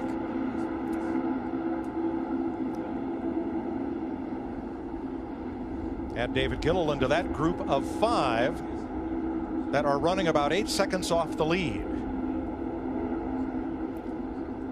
Kenseth back to the stripe a final time, and then we'll pick up that group coming into the tri-oval.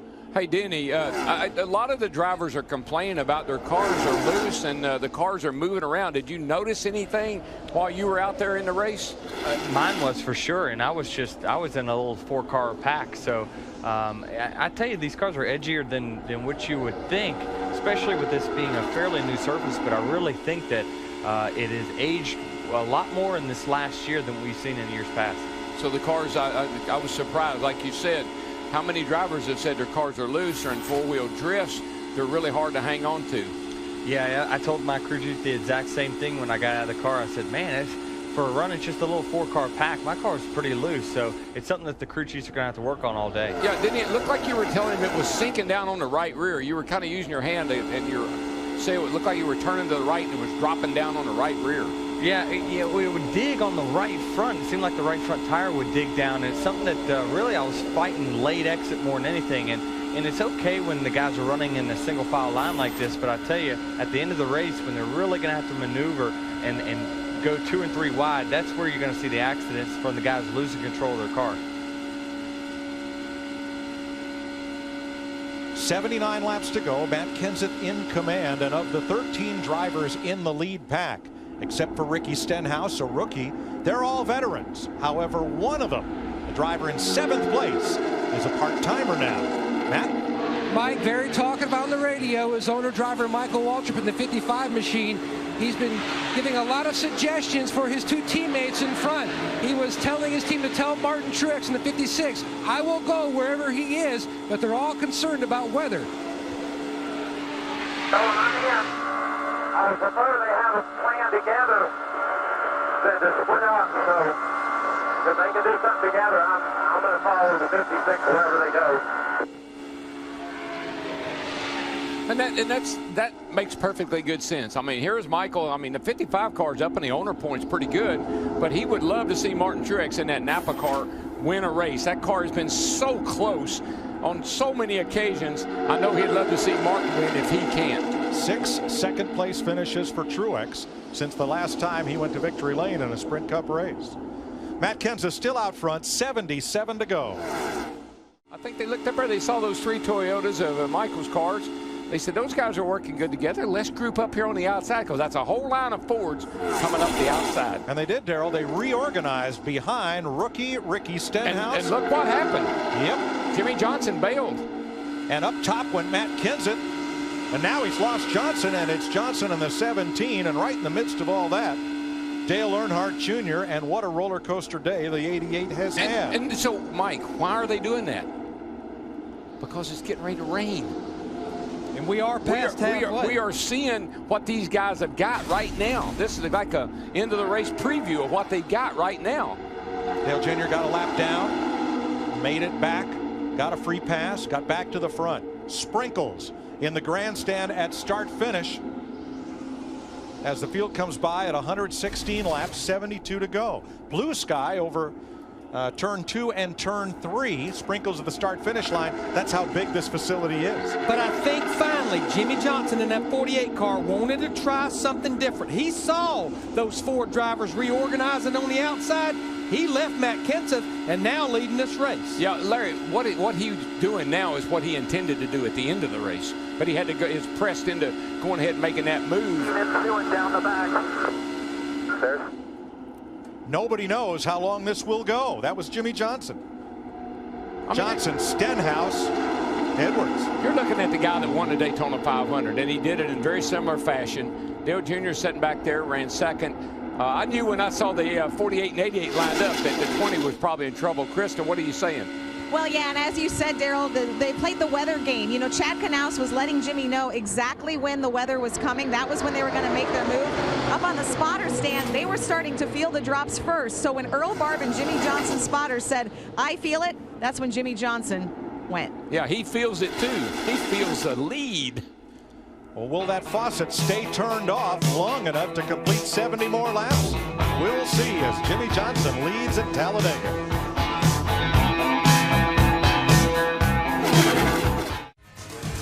They've left Matt Kenseth in the dust, and Jimmy Johnson has lost the lead. Out. Yellow, yellow. Yellow is out. Caution is out. Now, as 4 Fords lined up and march to the front, and it's time for windshield wipers. The rain has come to Talladega. According to the scoring monitor, Ricky Stenhouse is leading, and our pole setter Carl Edwards running second. I don't know if that's at the timing lines or here at the start-finish line. We'll see. Well, they were single file pretty much, Daryl, so Ricky Stenhouse is trying to become Talladega's 11th first-time race winner. He was trying. More than that. There's been a bunch here, including a lot of drivers whose only Sprint Cup victory was here at Talladega. I'll ask our guys over there, when's the last time the pole setter won the race here? We'll check on that as well. Now, as of the last scoring loop crossed before the yellow, Carl Edwards is the race leader. There's Edwards pulling out to pass, along with Joey Logano in the 22. And at the moment of caution, NASCAR goes back to the last scoring loop crossed so that once the caution waves, no one can gain advantage. Two things that puts Edwards in front. Two things we saw. They're teammates. Did they cut each other any slack? Heck no. I mean, Stenhouse was trying to block Carl to keep him, to keep the lead. Did Jimmy Johnson cut Dale Jr. any slack? Oh, when it comes down to the end of these things, you got no friends, you got no teammates. Rain to the south and west of the speedway. And Mike, not to confuse the viewer, but if you were watching the race yesterday, because that was the finish of the race, they go to where the drivers are at the moment of caution. But because this is well before the end of the race, they go back to the last scoring loop to determine where the drivers are running. Right, because we expect that we'll be able to restart. However, now fans are hustling out of the grandstand for drier ground as the rain moves in from the south. Now here's the box that these drivers and their teams are in. They would have to come to pit road for fuel in about 8 to 10 laps. So it's going to be interesting to see how long we possibly run under caution here. I think you're going to see a lot of drivers dropping down to the apron, a lot of drivers cutting their engines off. Look at the laugh on Jimmy Fenig's face. Carl Edwards timed that move perfectly. Not sure if it was from instruction or just he felt it was time to go, because the Fords were all lined up single file. And then into turn 1, Carl made his move. Next corner, caution's out. That's the same pair that timed it perfect in practice on Friday to cut that fast lap at the end to be able to start this race on the pole. And that's the same man that led Matt Kenseth to 2 Superspeedway victories, Daytona and Talladega last year. Welcome back to Talladega with 63 laps to go. The caution is out for rain coming in from the south. as was expected. Now let's go through the NASCAR process of determining who is the leader when the caution flag comes out. There is the caution light. You see the green light is on. Edwards just barely ahead. Now it's yellow. And the difference, 1,000th of a second as of the last scoring line that they crossed. Just about 1/2 a car length right at that point where the scoring loop runs just below the asphalt. So Carl Edwards, your pole sitter, is your race leader. That was the first lap he had led today. And Jimmy Fennig is crew chief with a terrific call. Mike, time for an AT&T race break brought to you by the nation's fastest 4G LTE network, AT&T Rethink Possible. Chris Myers and Denny Hamlin here at the Hollywood Hotel, and Denny back to race for the first time since late March because of that back injury in the wreck at California. And in the 11 car, Brian Vickers standing by as Talladega the site of Brian Vickers' first Cup win. Meanwhile, Dale Earnhardt Jr., after rubbing with Travis Pompa, went a lap down when Trevor Bayne had engine problems. He got that lap back, did Dale Earnhardt Jr. And after 25 laps in, the old switch in the 11 car. And then the biggest wreck of the day so far, at least 13 drivers involved. At first, Kyle Busch took responsibility and then hesitated, but he and Casey Kane were the ones that got the worst of it. Tony Stewart, Kevin Harvick among those that were involved as well. And moments ago, with rain falling in the area, and it was in the forecast all day, just not sure exactly when it would come. And again, this race is at least official so far. At the last moment there, 1,000th of a second, Jimmy Fennig, the crafty crew chief, who Darrell Waltrip said on the pre-race show, if you don't know his name, you should, for Carl Edwards making that call. And Denny Hamlin with us, if you missed him a moment ago, said he feels great, and he'll run full time here at Darlington next week. But let's get your thoughts on, just put us in the driver's head here. First of all, that move, if you're Edwards, if you're Stenhouse Jr., what's going on there? More than likely what happened is going down the front straightaway, Carl got quite a bit of showers on his windshield, and he thought it was urgent. I need to go right now. So what we actually saw on the tape of them, a 1/2 car length difference, that's not actually where the scoring loop is. If you go back 1,000th of a second is roll it back. It's just like Kurt Busch and Ricky Craven at Darlington. It is that close.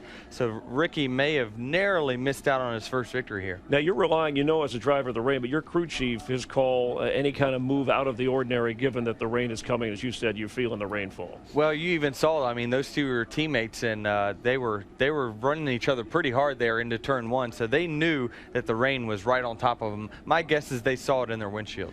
Denny, your plan coming into the day, we know, was one thing, but you were aware of the rain. Did they set out and say, hey, we think it's coming at this checkpoint? Yeah, I heard it right around 3 o'clock local time here. So it's I tell you, it's right pretty close to it. So, looking at my radar on my phone, I'm not sure it's going to be a race-ending rain, but I think it'll at least set us out here for just a little while. All right, and we've only had one rain-shortened Talladega race in history. Jeff Gordon won that in 1996. Right now, just under caution for weather. We'll have more in a moment. Red flag is out, 63 laps to go here at Talladega, and there's Ricky Stenhouse Jr. talking to Carl Edwards, and it was that close. Carl passing at the last moment before the rain. Here's how it looked, and then you're going to hear the radio communication from the 99 crew of Carl Edwards, followed by Ricky Stenhouse Jr. and his spotter on the 17. First from Carl Edwards' crew. The yellow. Here's the leader. Yellow's out. You were the leader when the yellow came out. You're ahead of him by 1/2 car length. And then Stenhouse. 99.17. Dang it, my bad, guys. I left the top open.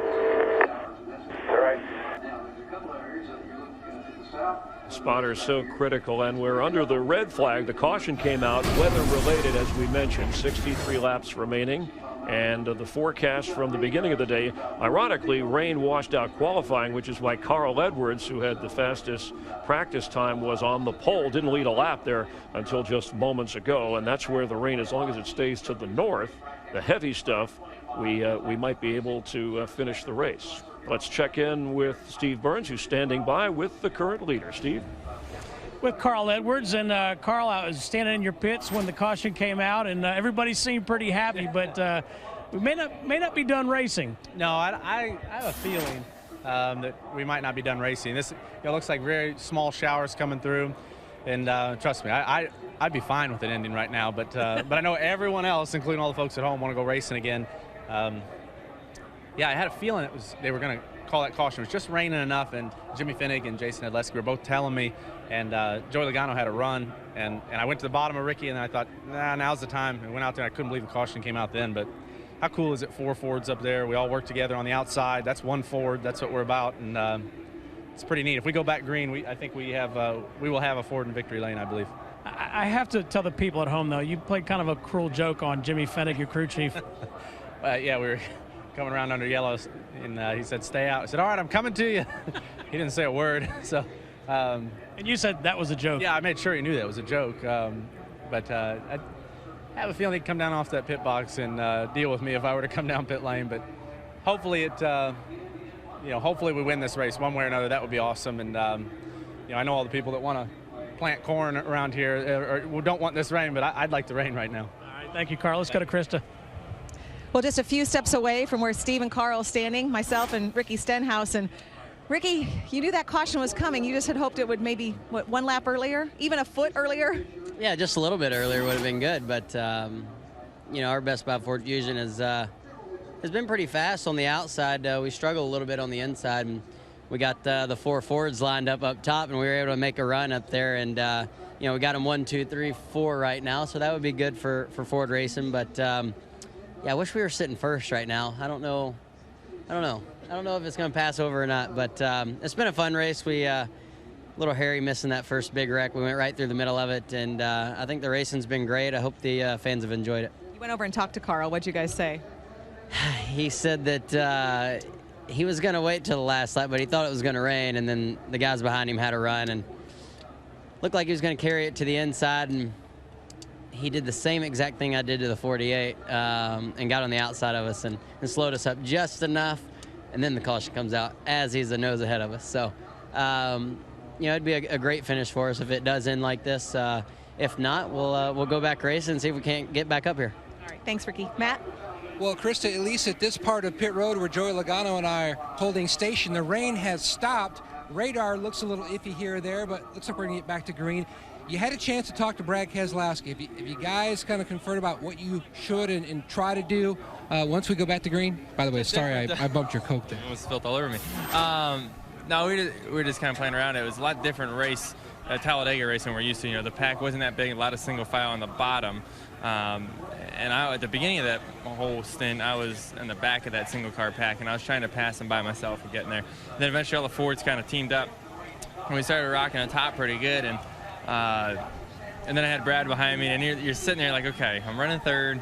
You make the move. If you don't get the first, you're going back to where you started back in 12th or 13th. So you're like, okay, I got to make sure I really get a good run for this. And I was able to give Carl a good enough run to at least get him to the lead right now. We'll see how long that lasts and what happens here. But we'll just have to wait and see. The Shell Pensacola guys did a good job with stops today, and everything's going just as planned. We'll just have to wait and see what happens. Chris, that formation of Fords looking mighty strong.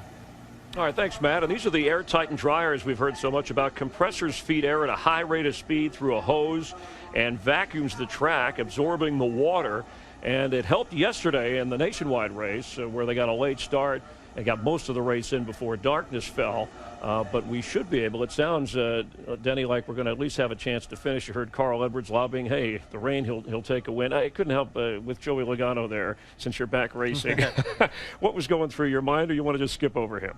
Let's skip over him. Okay, because I remember you told me you could be a thorn in his side when you come back racing. So that's still in the back of your mind.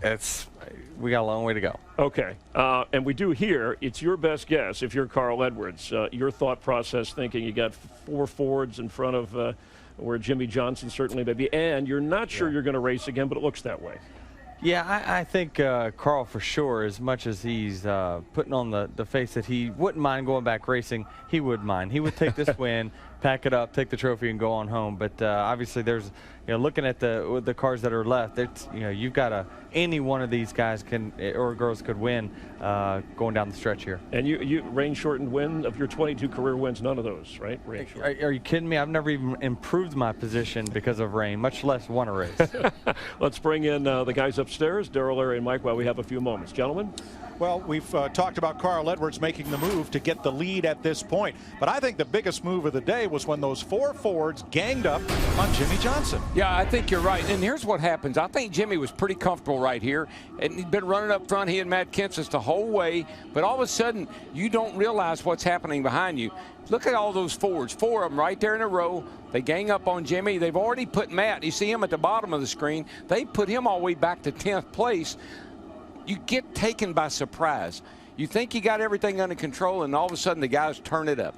2 teams of 2, but that's teamwork, Larry. Well, it is, and you have to tip your hat to the 4 drivers and their teams. If you go back to last year at Daytona and Talladega, if you were going to sit on the pole or win the race, you were going to have to beat a 4 driver.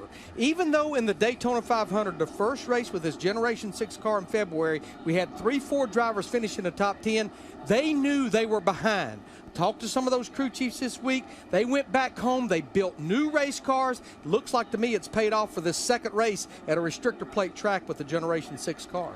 Now, the last time Ford had 4 drivers finish in the front of the field was Homestead 2005. The most crushing defeat by one manufacturer was right here, 1981. 7 Buicks across the line, the first 3 abreast. Ron Bouchard, Darrell Waltrip, Terry Labonte. No, not that one. Followed by Harry Gant, Bobby Allison, Lake Speed, and Kyle Petty. 7 in a row. Chris? Okay.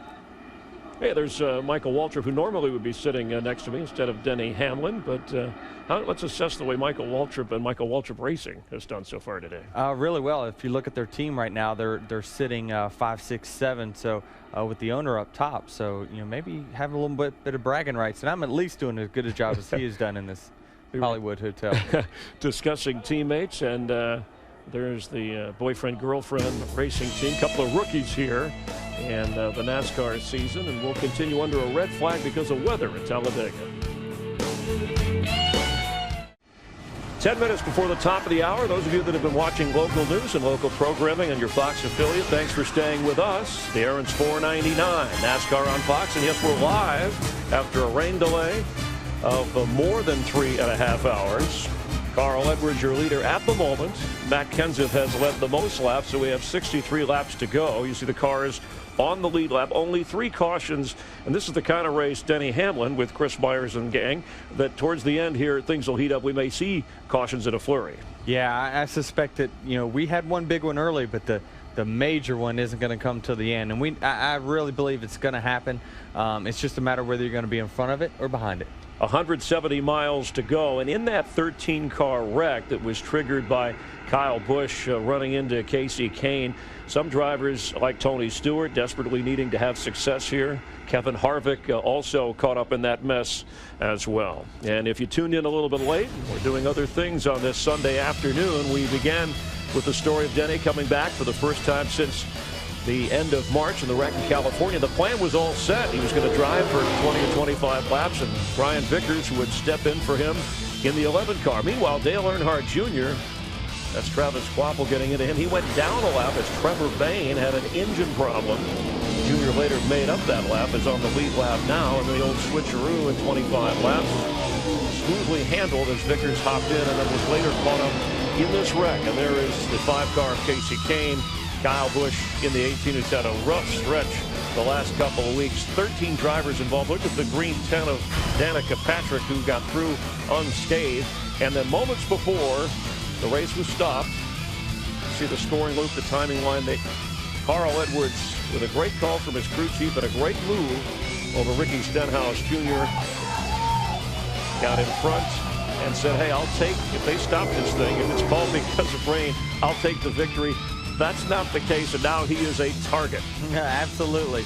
You've got 35 drivers or so that are very happy to see this race go back green, and one disappointed one. The engines have been fired, and with about an hour and a half of daylight left and 63 laps to go and rain in the distance, we'll see who can win the 88th race here at Talladega Superspeedway. Appreciate Denny Hamlin sitting along with us after he hopped out of his car and into the Hollywood Hotel. And it was fun having Michael Waltrip come from his car after the pre-race show to join us and chat as well. So let's welcome in the voices of NASCAR every weekend. And they've hung around all afternoon. They had no choice, actually, because we wanted to see the end of this race. And I can't believe we're going to actually see it. It's Darrell Waltrip, Larry McReynolds, and Mike Joy. Well, we've enjoyed dinner while you folks have been carrying us through this rain delay. And now it's interesting as they line up. We got 25 or so cars on the lead lap. But at the top, 4 Fords, 3 Toyotas, 3 Chevrolets. They're not all teammates in that mix, but it looks like everybody is pairing up with their friends. How long will it stay that way? Well, here's what has happened. Everybody knows what your game plan is now.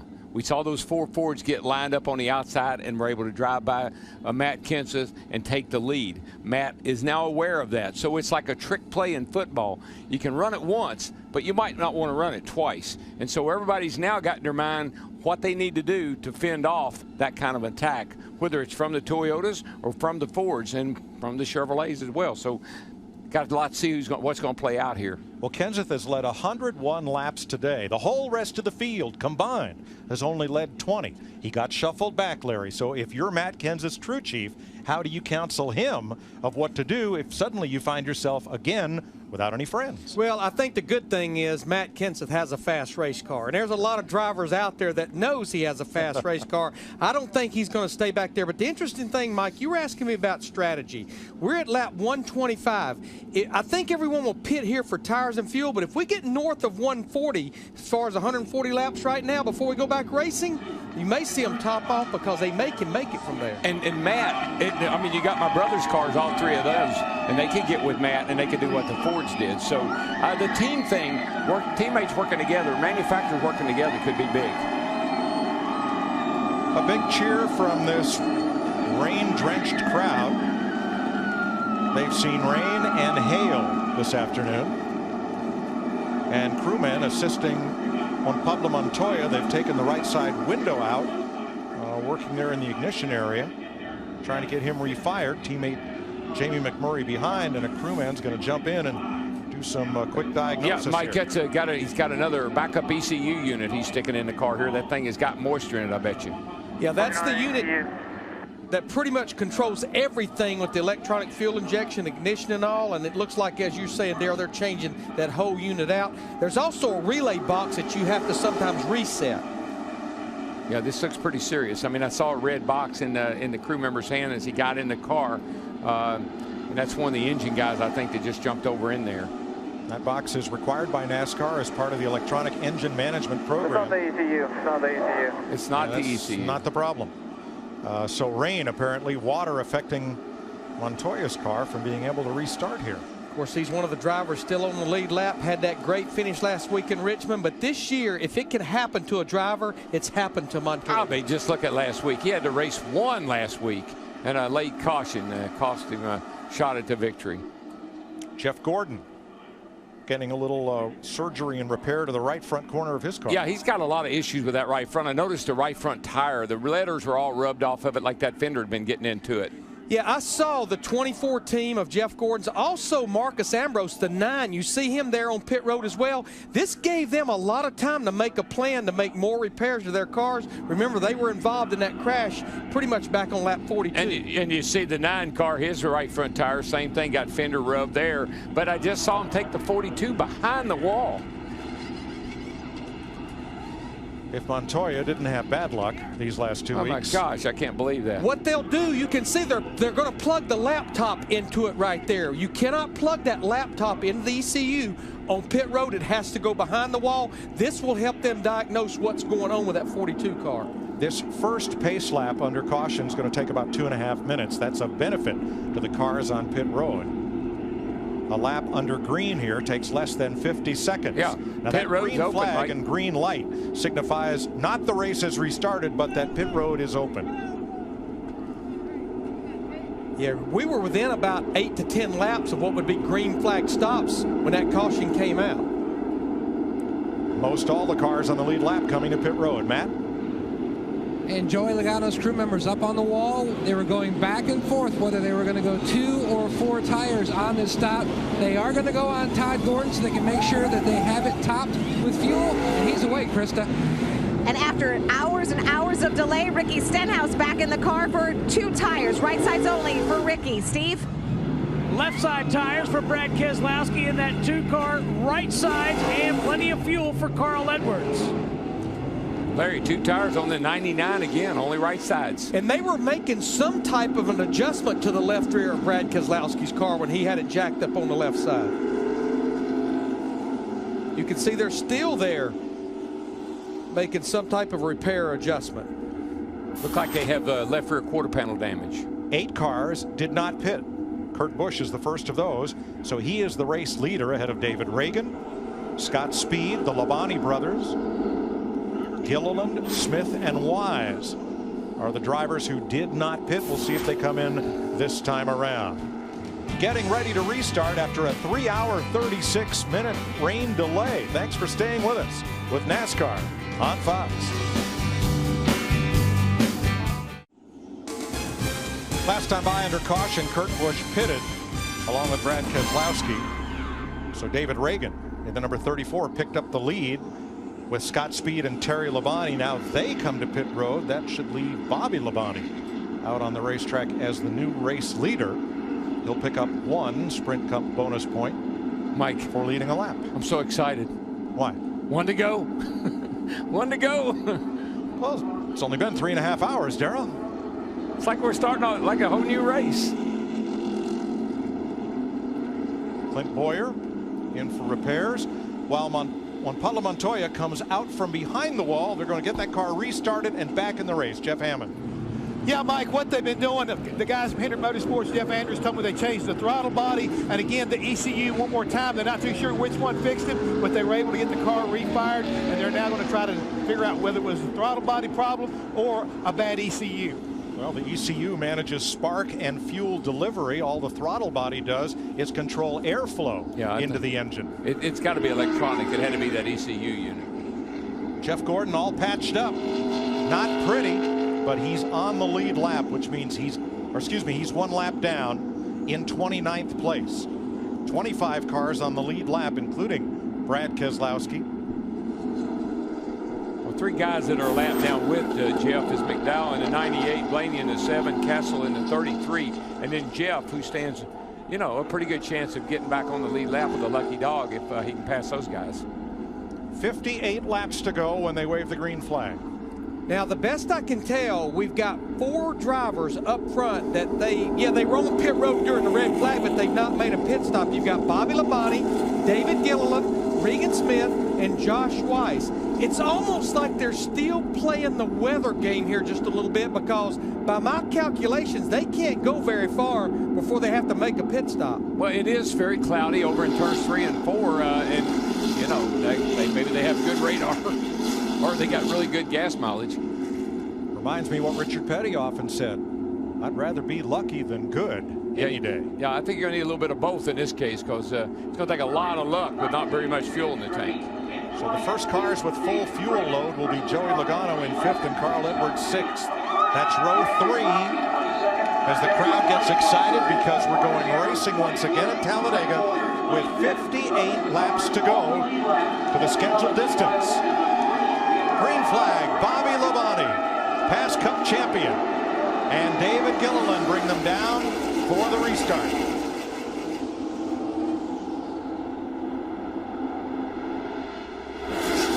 I said it's like a whole new race, and to these drivers it really is. It's just like starting all over. 3 wide, McMurray up top in that red car. Everybody wants position. Yeah, I think we're going to see some pretty urgent racing right there. That looks like Carl Edwards stuck in the middle there, going backward right here. And Matt Kenseth comes right up against him and has to jump on the brakes at number 20. We've seen this happen to Carl a few times, getting caught in that middle lane like that and can't go anywhere. But I wish you'd look at this. 3 by 3 by 3 as far as you can see back through the field. Larry, they don't remember what happened in the first part of this race. 4 wide through the tri-oval. 4 wide. Bobby Labonte, the leader.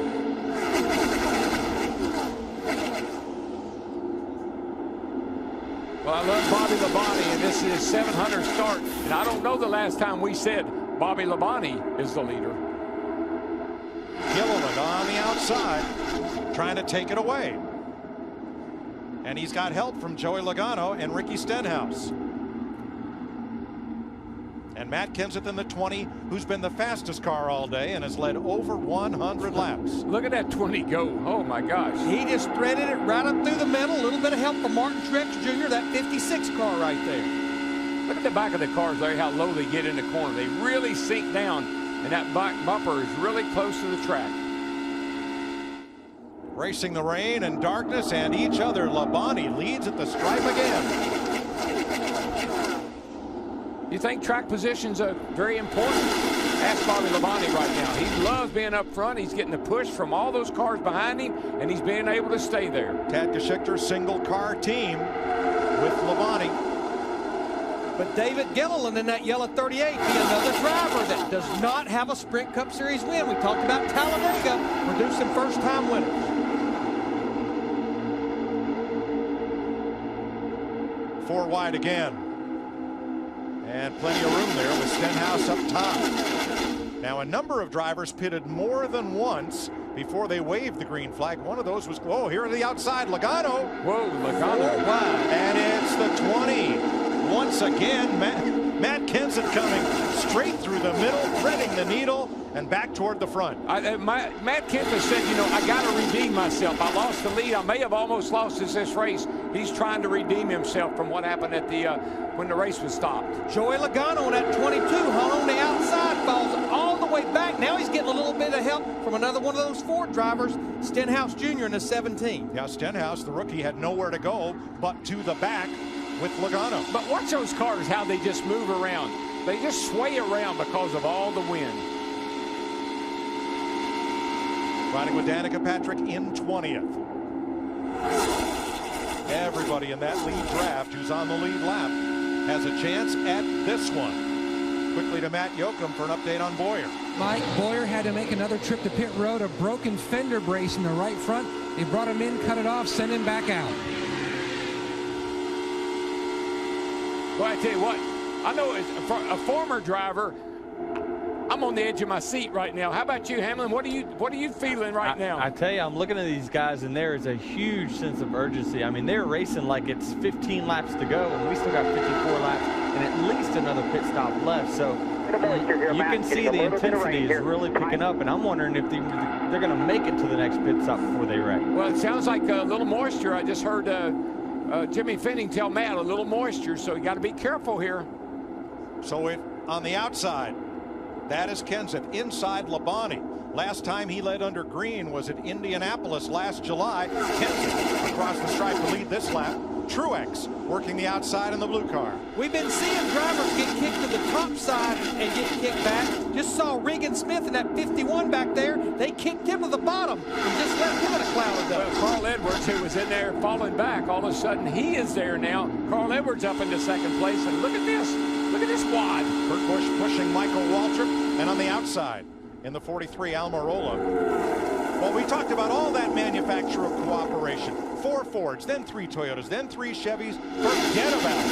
Kenseth Toyota in front. Edwards Ford in second. Jimmy Johnson Chevrolet in third. Yeah, and my brother was sitting there in fifth. That's where he was when the race stopped. He's hanging right in there.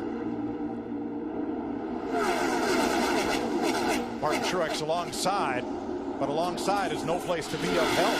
No, all Michael wants to do is stay right there. He loves where he is right now. Casey Mears reporting a loss of fuel pressure.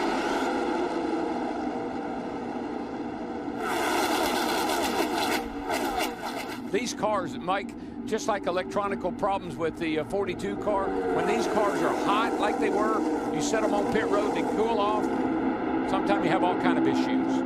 Now, Brad Keselowski in that 2 was fighting his way to the top 10. Remember, he had to make several pit stops. Steve Burns was telling us about that quarter panel race. He had almost got to the top 10, but no help now. Keselowski 14th, way up on the high side, alone, drifting back with Dale Earnhardt Jr. Now back to 18th, 19th as Newman goes by on the inside. There are two drivers that I think both were looking for redemption. We've already talked about Matt Kenseth in that 20, but think about also Jimmy Johnson in that 48 car in third. Remember, he had got kicked by that Ford camp. 51 laps to go. Matt Kenseth has now led 105 laps. He's back out front, but for how long?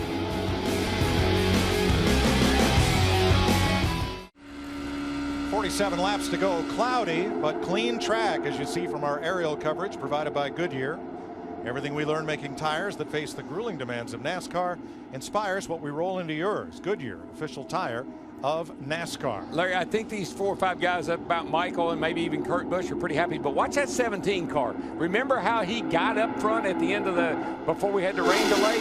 Up on the outside, making a lot of moves, and here he comes with the Marcus Ambrose pushing him along. Well, he's got 3 Ford drivers behind him. It's just a different group of Ford drivers than what he had earlier. Making that outside work, and they're coming. Ambrose, Gilliland, and Michael McDowell working with Stenhouse on the outside. Now this is where, you remember last time Matt Kenseth said I didn't do a good job of picking up the line with a push. He better keep an eye on that outside line. Starting to make some noise, and they're going to come up on Paul Menard, who's 4 laps down after making a pit stop. He's dropped a cylinder, but gone back out on track to find it. There's his yellow car out in front of the pack. I really like what Stenhouse doing. He's side drafting up on these cars. He gets on their side and then he pulls away. Right here, watch. He gets down on the side and then he pulls away. He's getting a really nice side draft off these cars that he's passing. And Darrell, that's pretty impressive. This is actually his first Sprint Cup Series start at Talladega. Only one other start in the Gen 6 Cup car. That was in the Daytona 500 with this package. Kid's smart, and he's a quick study. I mean, he picks his stuff up in a hurry, as we well know. And the third lane begins to form up. Dale Earnhardt Jr. with Danica Patrick, who now leaves Jr. A couple of others working up there. And some slow cars to get past. Kyle Busch is back on track. Greg Biffle back on track. They're each more than 50 laps down after being in that wreck at lap 42. Bad news for the 48. They moved up a little bit. Jimmy didn't, and he got left behind here. And now there's Stenhouse right there with Carl Edwards, which is what we saw at the rain delay. Yeah, just before Stenhouse and that 17 got there, that's pretty much when Kenseth and Carl Edwards jumped up there. Matt Yoakum, what about Joey Logano? He thinks the motor may be going south and maybe blowing up right now. He's giving the diagnosis to Todd Gordon and the engine tuner on this 22 machine. He's trying to make his way to pit road. Tough break for Joey. He will make it to pit road. He's at the entrance now, Matt. Now some of this 3-wide traffic's going to run up on Menard, running on 7 cylinders. Now they get to the straightaway. Everybody should be able to get by him. Yeah, Menard actually stayed high, which I think is a pretty good move, really, because everybody was trying to hook the bottom. He stayed up high and not in anybody's way. But that kind of funnels the field into single file running order for the most part. At the front, there are now 8 cars in the breakaway. A guy I've been watching is Dale Jr. He was all the way back in 18th place not too long ago. Right now he's cracked the top 10. He's running 10th, but he seems to be finding an inching his way forward a little at a time. Matt, what's wrong with Logano? Mike, at least one plug wire has been burned on this 22 machine. They're getting a spare right now to send over the wall. Just seems like when your car sits that long, Larry. it just seems like you always have something going on, just like Montoya and his 42 car. But remember, the things are at race temperature. All of a sudden you shut them off and it starts raining. You get all that moisture, and all kind of things can happen to your car. You can mess up your radios in your car. There's a 7-car string at the front. Michael Waltrip a little further distance back than Martin Truex and McMurray and Earnhardt. If they can band together single file, we'll see if they can run down the lead group when we come back. 42 laps to go in Talladega.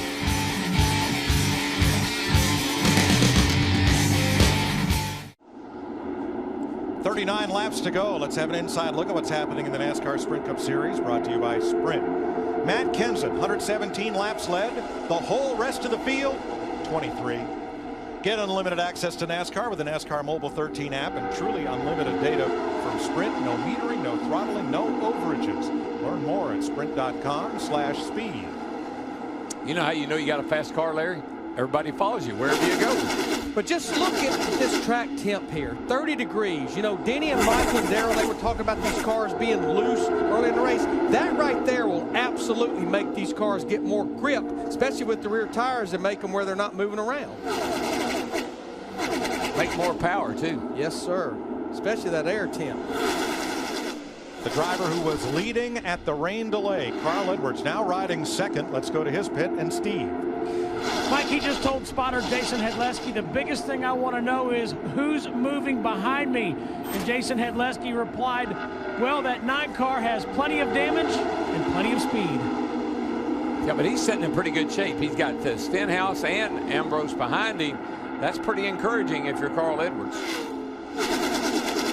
Kenseth is on pace to set a new record for the most laps led in a Talladega race. Pete Hamilton from Dedham, Massachusetts, driving Richard Petty's number 40 Petty Blue Plymouth. Won the race here in August 1970. He won the Daytona 500 the same year. He led 153 laps here that day. Well, that second pack, Michael Waltrip made it up to the lead pack. What not many others did. Martin Truex did, and then the second pack, led by Jamie McMurray, has Dale Earnhardt Jr., David Stremme, Regan Smith, Ryan Newman, Clint Boyer. And I think Michael went back and actually picked up Truex. I think he went back there. Truex was falling back. Michael fell back to get him and pulled him up to the back of this lead group right here. But the interesting thing to me is there's a second group. It'd be interesting to see if that second group can catch this back of this pack right here with the 56 and Truex. Here comes McMurray in this group. Get them up there. Goes Dale Jr. Some good cars in that pack. Well, that second group did the right thing. They lined up single file. The problem for them was, so did the first group. Yeah, I don't know who sent out the memo, hey, let's ride around the top of the track for a while. Maybe it's because it's getting late. You know, maybe they would say, well, let's just ride around the top here. It's getting a little late. But I think the X factor in this whole equation, everybody will have to make one more stop. It's going to come roughly with 20 to go. What will they do? Will it be fuel only? I don't think any driver will have his team change all 4 tires, maybe 2 lefts, maybe 2 rights. But to me, that's the whole X factor in this thing. Saturday night under the lights, Darlington, South Carolina, the annual Mother's Day Southern 500, Mother's Day weekend. Larry, what year was it at Gilliland? He drove for Robert Yates. He drove the 88 car and ran so good. Yeah, actually has a couple of poles here driving for Robert Yates Racing. And he's sitting there in really good shape. He won a pole at Daytona. For the Daytona 500? Yeah. I mean, this guy knows how to draft. And he's sitting there in 5th in that Love's number 38. Just in front of Jimmy Johnson. 1 Toyota, 4 Fords, then 2 Chevrolets. Then a pair of Toyotas, then a pair of Chevrolets, and so on back. No clear advantage except that when Matt Kenseth has been leading the train around Talladega, he has pretty generally been hard to pass. It took 4 Fords to gang up on Kenseth to wrest the lead from him before the rains came.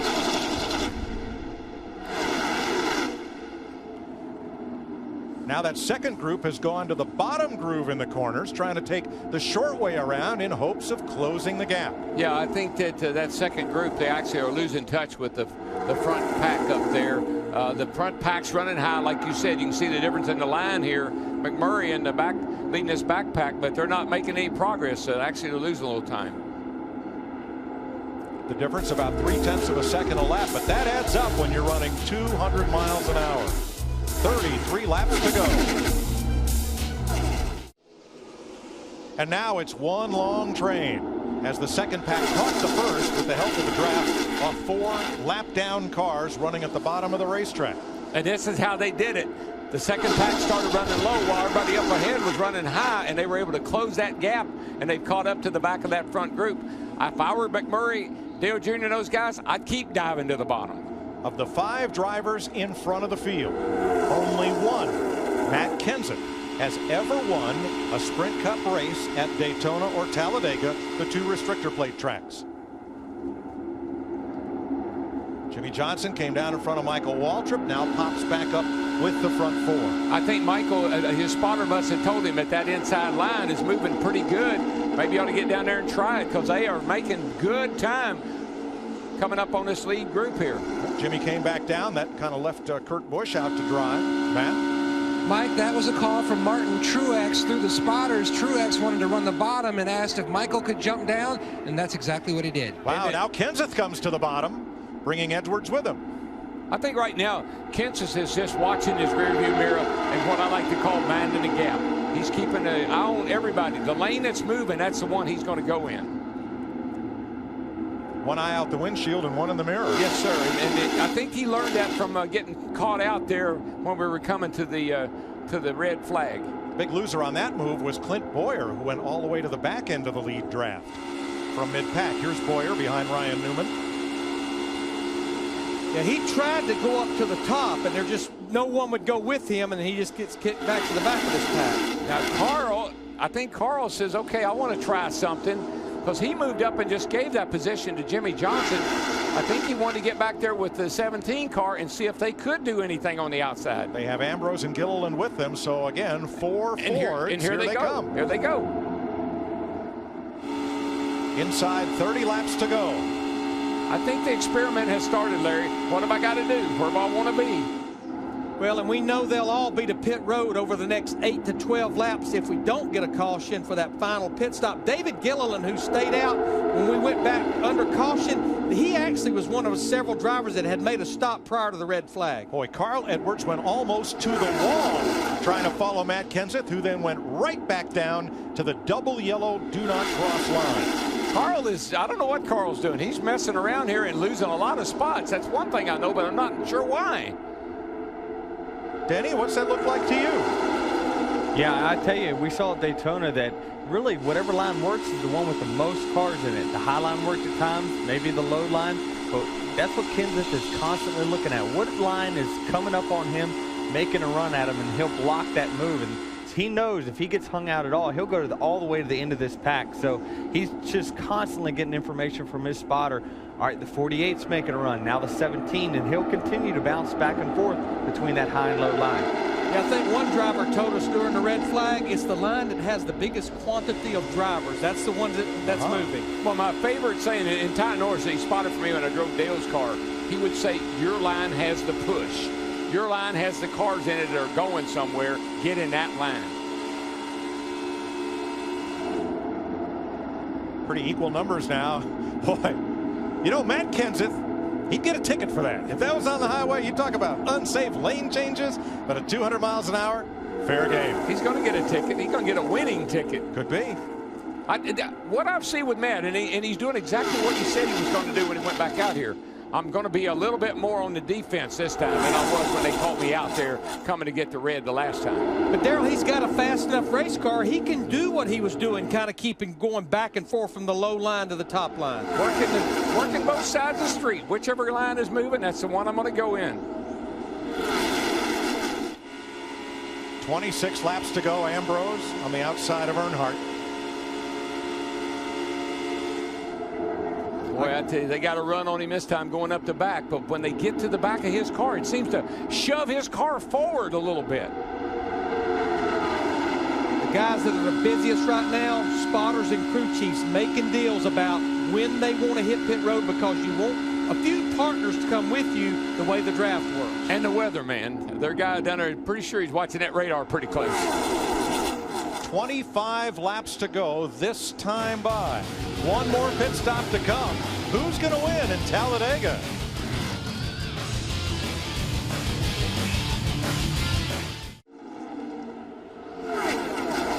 Three laps to go. Matt Kenseth's Toyota continues to lead the Chevrolet of Jimmy Johnson, the Toyota of Michael Waltrip and Martin Truex, and the Ford of Ricky Stenhouse Jr. One pit stop to go, and it could come in about 3 laps. That's going to, we said it when we went back to racing. Larry said it. The pit stop is going to determine so much. Getting on pit road and having a solid stop without a mistake. By the driver or the crew. And Denny said it too. These teams have been setting for 3.5 hours. have they loosened up enough to make a quick stop?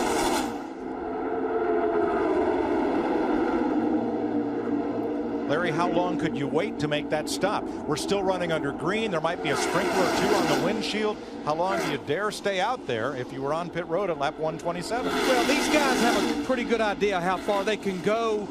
They want to go as far as they can, but you don't want to just come by yourself. You need to come with partners. I tell you what I do. Whatever the 20 does, that's what I'm doing. Well, to do that, you'd have to be on that inside lane at turn number 4. Stop, pitting this time, pitting this time. Take care of your tires. Take care of your tires tells me there may just be some gas and go here, Larry. And with 20 to go, all you need is one full can of fuel. Take care of your stuff. 21 laps to go. Half of the race leaders are coming. Johnson gets past Kenseth, and they're 4 wide coming to the commit line. My goodness. I've never seen that many cars on pit road that way. Matt? And depending on the team, Mike, they only need anywhere from 3 to 6 seconds of fuel. Michael Waltrip already away, Krista. With Matt Kenseth, I've been counting as he comes in. It was about 7 seconds of fuel for Matt Kenseth. Martin Truex Jr., fuel only for the 56. He wasn't happy with the way he got on pit road. There he goes. Jimmy Johnson, Michael Waltrip off pit road with Boyer, with Kenseth, then Newman, then Truex and Stenhouse. That leaves Kurt Busch out there in the lead with Marcus Ambrose, David Stremme, David Gilliland, Carl Edwards, 11 cars at the front, and here come most of them. Now, I like this pack. It won't be near as congested. And we may have penalties on that first group of cars to come in as stops continue. Ricky Stenhouse too fast entering the pit road. Martin Truex too fast on pit road. And we saw him 56 pass everybody to get on the pit road. Gilliland's away. So now only 6 cars remain that have not made their stops. David Ragan, Danica Patrick in 2nd place. Brad Keselowski 3rd. Scott Speed, Eric Almirola, Terry Labonte are your race leaders at 20 to go.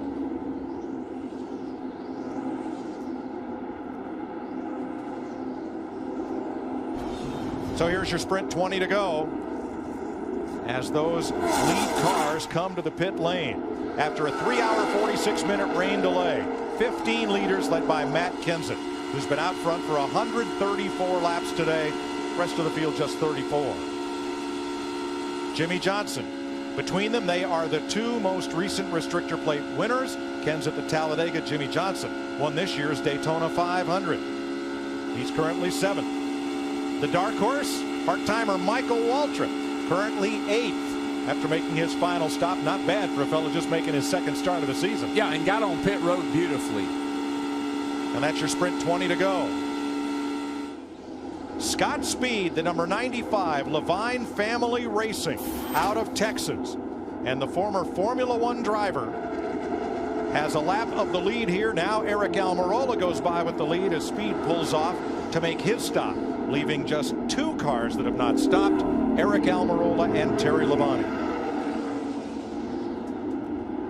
That 43 has carried Richard Petty to 200 NASCAR victories and into the Hall of Fame. And once again this year, that car is Petty Blue, and Tampa, Florida's Almirola behind the wheel. I know his crew chief knows how to win at Talladega and Daytona. But Darrell, what makes me nervous about Eric Almirola in the 43, you see there on the left, here you see the other guys that's already made their stop, is the group he's running with. I think it's just pulling him down right now. What, did you see that block that Jimmy Johnson just put on Michael? Michael had a run on Jimmy, and Jimmy cut him off, and Michael had to take evasive action there to stay off of Jimmy. Here comes Almirola and Terry Labonte to make their stops. They were hoping for a caution. They did not get it, so they will be the last lead lap cars to pit. 18 laps to go. Jimmy Johnson out in front of Michael Waltrip and Matt Kenseth. Here's your Pepsi Max presents the Max Move. Remember, 56 got nabbed for speeding. That's Truex, and 17. So a nice entry by Jimmy Johnson in the 48 and by Matt Kenseth in the 20. Fearless in the middle of those 2 cars. And look at the pit comparison. And the big deal is the crew right there of Jimmy Johnson. That's almost 2.5 seconds quicker than Matt Kenseth's 20 team. And that's your Pepsi Max move. Waltrip out of line. Who goes with him? Nobody. Is he going forward or back? No, that's going to go to the back of this line, which is not a bad place to be, really. Carl Edwards right there. Here comes the 15 of his teammate Boyer. And I never know, Michael may want to work with Boyer.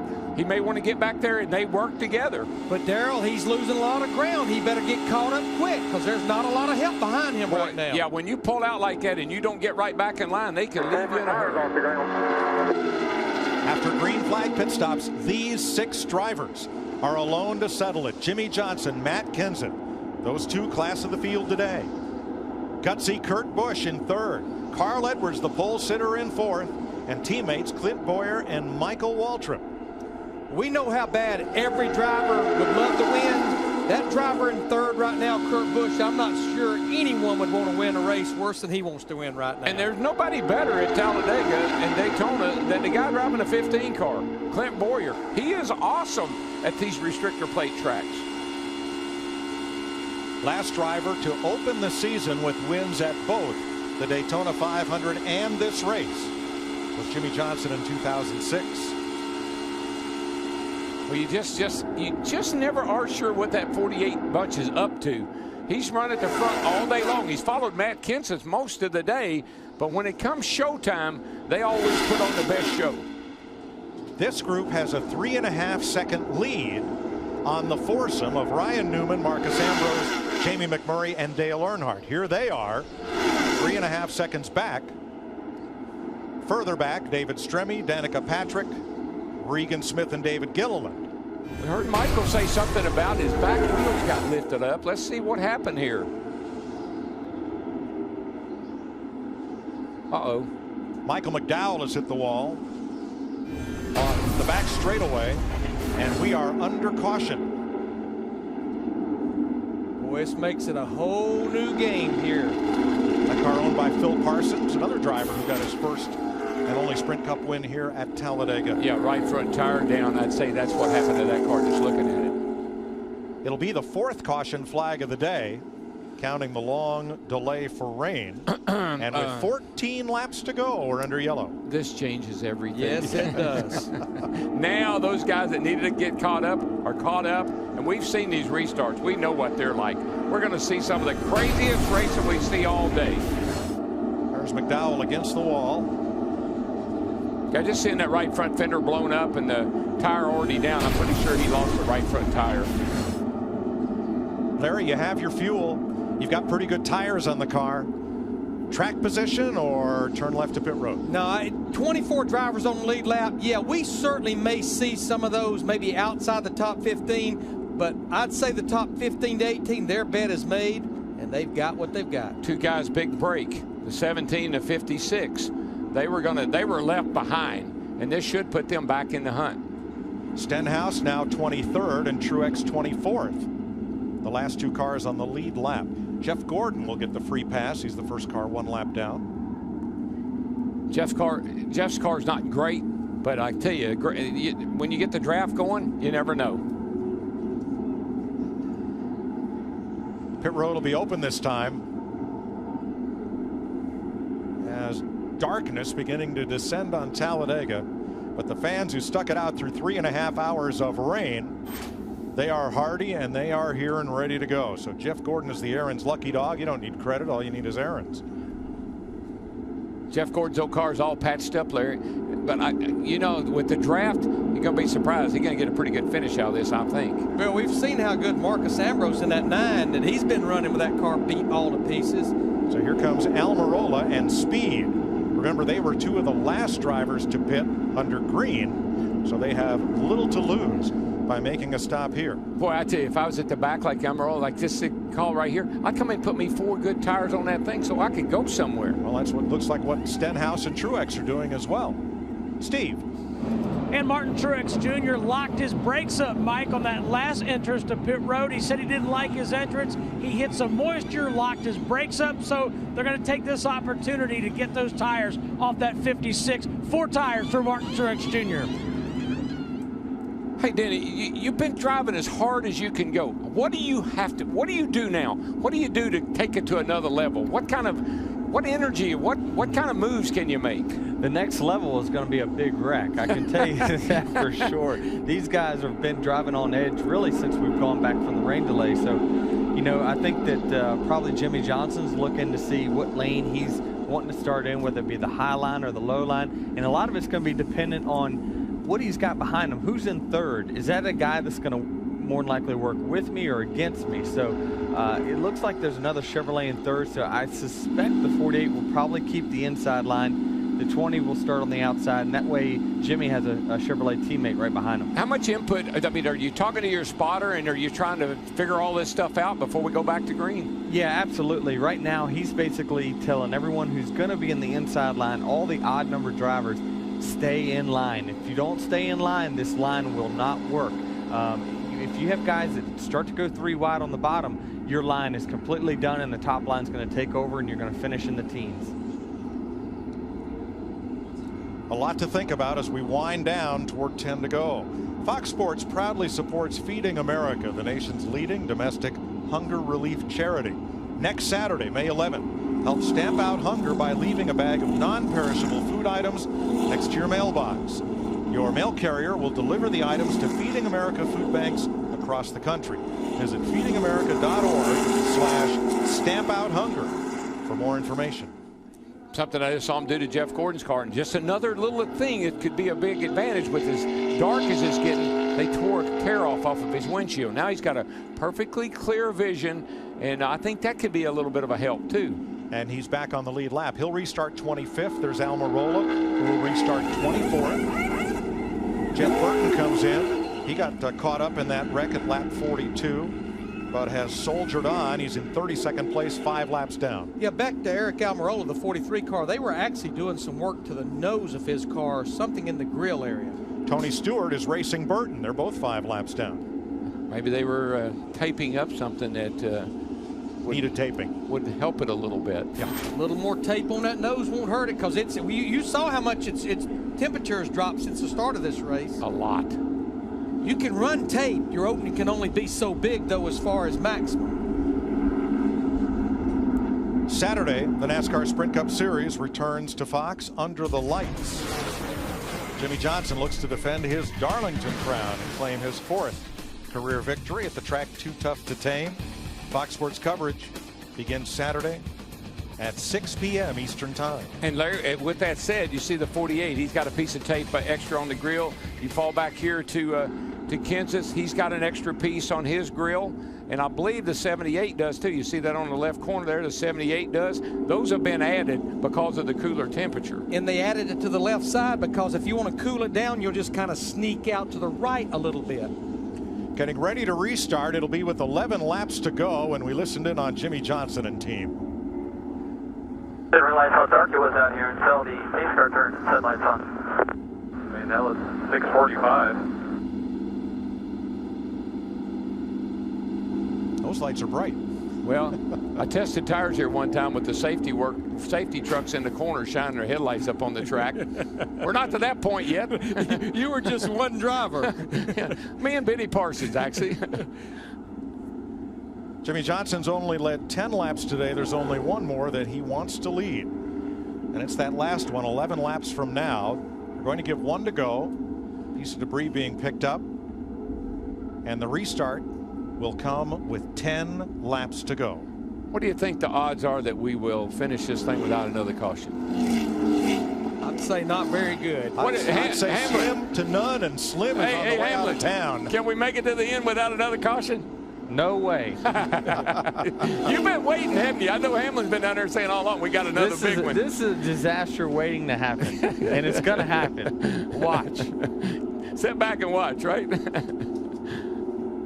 7 of the last 8 Talladega races had the big one twice, and all 7 of those had one within the last 15 laps of the race. Yeah, Mike, this is when you start forcing your way. When you start losing spots, you're going to force your way in front of somebody. That guy either has an option of letting you in or hitting you. If he hits you, you're wrecked. Well, you heard Michael say that during the rain delay. He said, what I've learned in the time I've been away getting back in the race car is when somebody finds an inch, they want it, they're going to take it. You got it. Yeah, they're not going to cut you any slack. Not now.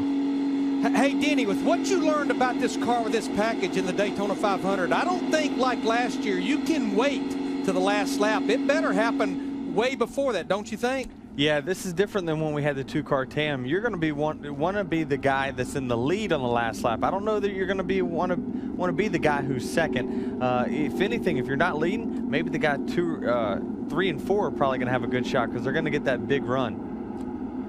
5 of the last 6 Talladega races have been decided by a last lap pass. They're going to come around here and restart with 10 to go. And remember, unlike Daytona, the finish line is not in the middle of the tri-oval centered along pit road. It's a quarter mile further down track, and that changes everything. Of the few guys that I was able to talk to this morning, they all said, I want to be leading. I don't want to come off turn 4 and have to try to make the pass. I want to be leading. We'll see how that works out. Well, as Denny Hamlin anticipated, Jimmy Johnson chose the inside, which will put Kurt Busch in that 78, another Chevrolet behind him. Kenseth with Carl Edwards behind him. Look at Jimmy waving to Kurt. Let's go, let's go. Jimmy doesn't want to have to race with the 20 car if he can help it. Keep him hung out. Kurt is up there pushing Jimmy into turn 1. And Matt Kenseth, nobody quite close enough to him to help.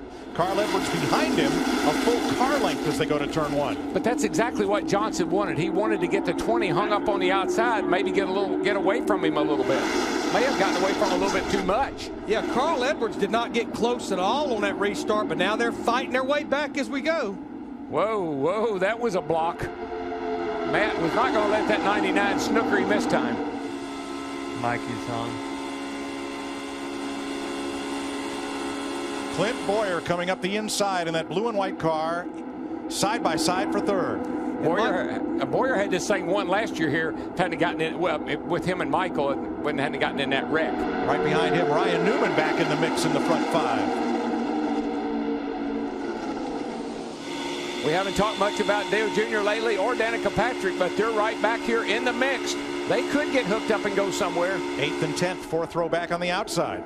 And Danica Patrick said she learned so much in the closing laps of the Daytona 500 when she went from 3rd to 8th on that final restart. I think what she learned, Larry, she's got to be more aggressive. You got to really, you got to take whatever you can get. And she said she needed to go with the people who could get to the front. Matt Kenseth in front on the outside. Strongest car all day. Will the cars in the outside lane have an edge as they come off turn 4, coming to 8 laps to go? I would think that Carl Edwards would want to get up there a little tighter on Matt if he could. I don't think Matt's going to be able to get by the 48 unless he gets some help. Krista? And exactly what Daryl just said, that's what Matt is asking for. He said, I need a push. This is the most animated I've heard him on the radio all race long. Listen, Matt gets really excited. This year, I've never heard him get so excited at the end of these races, particularly the 2 he won. He was hollering at the spotter. He was hollering at the crew chief. And I bet he's hollering at everybody right now. And Jimmy Johnson jumps up in front of him. Yeah, Jimmy got so far out in front of the 78 at Kurt Busch, he had to change lanes in order not to get so far in front of the pack that they would suck up and draft by him. And here's the deal. Look at Regan Smith in that 51 getting a push from J.J. Yaley in the 36, making it 3 wide entering the tri-oval. Where did they come from? I don't know, but I know where they're headed. They're headed to the lead. There goes Regan right up alongside of Matt Kenseth in the 20. 7 to go. Regan Smith, yesterday's winner, oh, baby, goes to second now. I believe that 51's going to take the lead. 23 drivers, less than a second separating them with 7 to go. Whoa, he wanted to get down and couldn't. Make sure you block the outside. And now way to the outside comes J.J. Yaley. The unheralded driver driving for Tommy Baldwin in the 36, the ex-sprint car racer. Got right up even with the front with Stenhouse behind him. Couldn't clear. Clear low if you need it. Just a little 3-wide racing right now, here. clear on. The 51 car, Regan Smith, yesterday's winner, taking it to the house again today. They moved up in front of Kenseth. Was that the right move? Here comes Johnson, and he's stuck in the middle. Whoa, he was looking for a sweep, but I think he just got swept up. Oh, they're going to freight train him around inside and outside. And again, Kenseth and Johnson, strongest cars all day. Back to the front, Kenseth in red, Johnson in blue. Carl Edwards right behind them. Well, I'm with Denny on this one. They'll never make it another lap or two, Denny. I just don't see no way. This is crazy. Crazy They ain't stuff. gonna make it. They got to make it 6 more times. Oh, there we go. There we go. There was no way. Oh, it's Kurt Busch up and over. Boyer's in it. Bobby Labonte's in it. Stremmy's in it. Jeff Gordon down to the ground. Nothing else coming from behind you. And Kurt Busch went over and over. Boyer, McMurray. They're just, guys, I'm with Denny. And, you know, having been in these situations several times, there's no way you can race that way and make it. And for the 6th time in 7 Talladega races, a pile-up in the last 8 laps. Look at Ryan Newman's wrecked race car. He's dropped the window net, assigned a safety cruise that he is okay. The 78 car, Kurt Busch, it is destroyed. Oh, and J.J. Yaley on track for his 2nd top 10 restrictor plate finish. And Danica Patrick, both torn up. Yeah, J.J. Yaley in that 36, he had actually cracked the top 5 there, headed onto the back stretch. Look at the 39 car here of Ryan Newman. Somebody been on top of him. I think that Kurt somebody Busch. was Kurt Busch. Let's watch from the Goodyear blimp and see how this unfolds. Watch Kurt Busch, the black car on the bottom. I think it starts up on the outside here. Let's see. Right in here somewhere. That's Regan Smith in the middle and Yaley up top. Right here, the 51 car.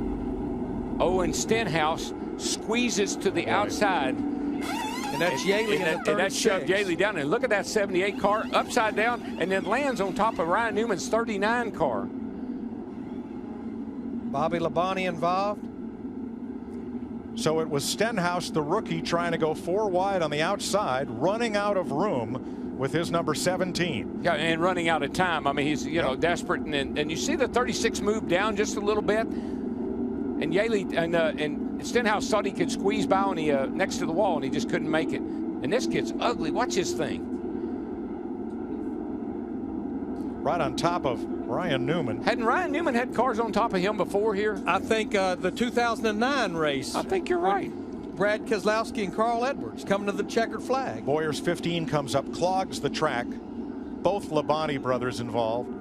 Stremme, number of those smaller teams on the way to a good finish here. Jeff Gordon sliding down through the mud. Now watch the 36. The red and white car comes up just a little bit.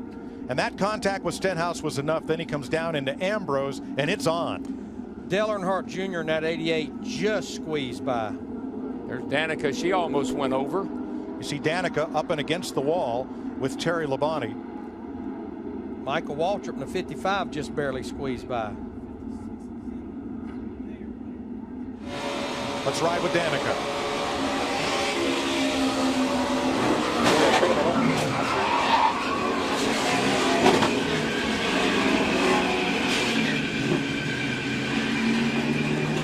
J.J. Yaley with Matt Yoakum. He's pulled the car back in the garage area. And J.J., you've seen several different versions of what took place. Tell me from your vantage point. I was trying to win a race and went to the outside and had a great run. Almost got to the lead there the previous lap. And as we were going back straight away, you know, Regan trying to side drafted me, and we were just kind of going along fine. And the next thing you know, I got hit in the right rear corner, got me sideways, and spun me back across the pack. And it looks like the Stenhouse just went the outside, and just not enough room out there, and just enough to clip me, get me loose, and then it was on from there, a little carnage. But, you know, we were trying to feed the kids, trying to win a race, and had a really good run going for Golden Corral, and unfortunately, we got a tore race car now. All right, thank you, JJ. Thank you. Tough break for that 36 small 2-car team of Tommy Baldwin, and a tougher break for Kurt Busch. All drivers have climbed from their cars and are okay. That is 3,300 pounds of race car flipping through the air like a feather. But Darrell, it definitely looked like Stenhouse thought that Yaley had made just enough move to the inside that it was going to open up a big enough fold for him to get that 17 car. Remember what we said in the opening? When you make a move, finish it. And that's kind of where I saw that 36. He started to make a move, but then he hesitated. Stenhouse didn't, and we get this big mess. You're with Dale Earnhardt Jr. Whoa. What a view. Looking back, Danica's car, the 10 back there, almost went over.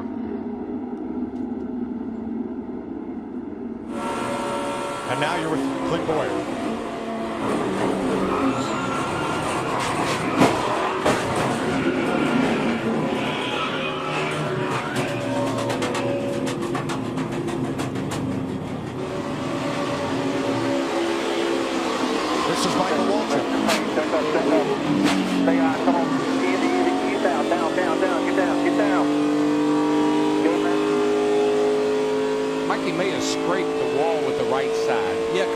actually already been to pit road in that 55 car. Look at the tumble that Kurt Busch took right on top of hapless Ryan Newman. Boy, Michael was really barely got through there. Darrell talked about 3,300 pounds. A couple of changes NASCAR made to the roll cage at the top of the windshield was for hits just like that. Yeah, they doubled up the bars around the front of the windshield up there where this windshield lays back a little bit more. It puts a little more angle on that bar that runs along the edge of the A post. They doubled it up. In fact, they added another bar, and it's called the Newman bar. The Newman bar.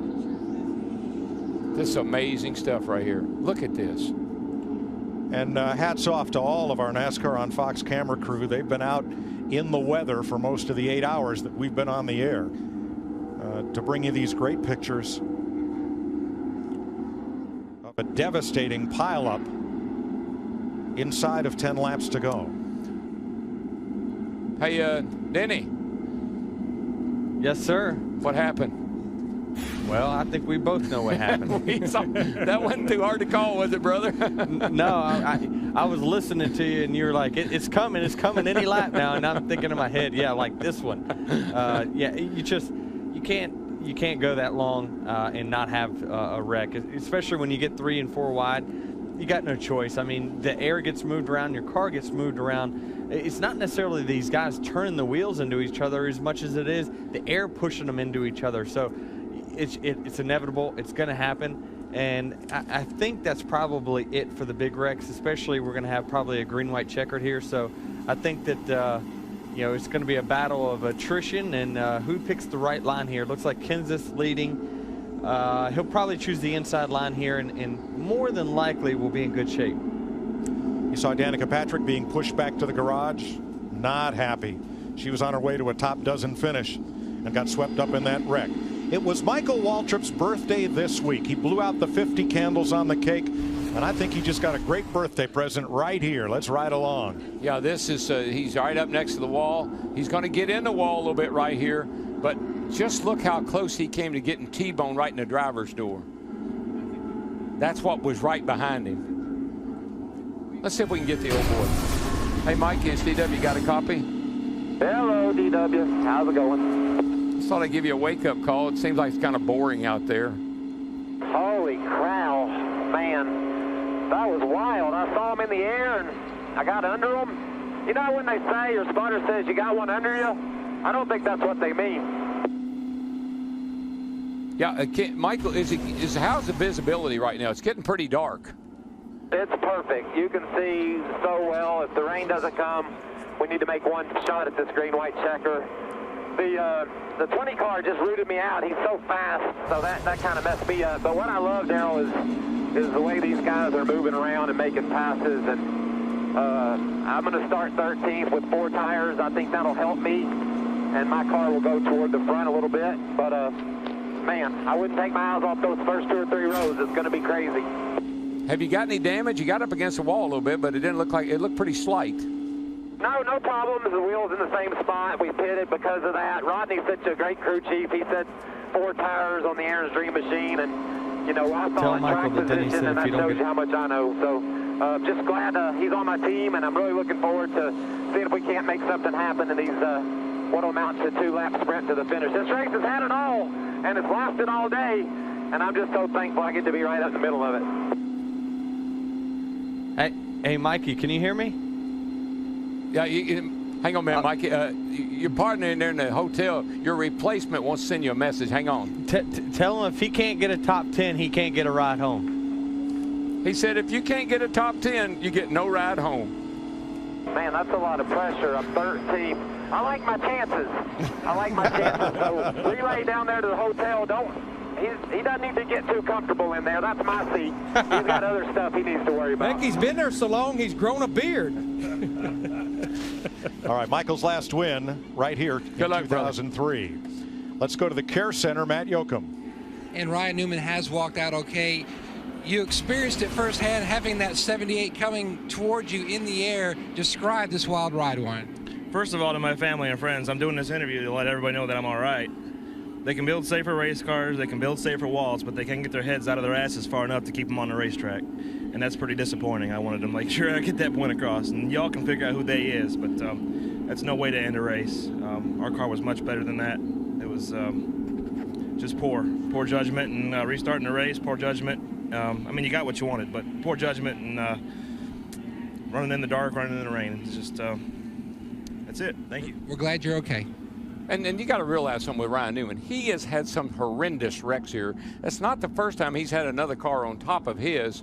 And I remember, Larry, every restrictor plate race we went to seemed like Ryan had one of these unbelievable crashes like we just saw here. Oh, yeah, until he finished 5th in this year's Daytona 500. It had been a bad run for him as far as Daytona and Talladega. And Newman had nothing to do with that accident getting started.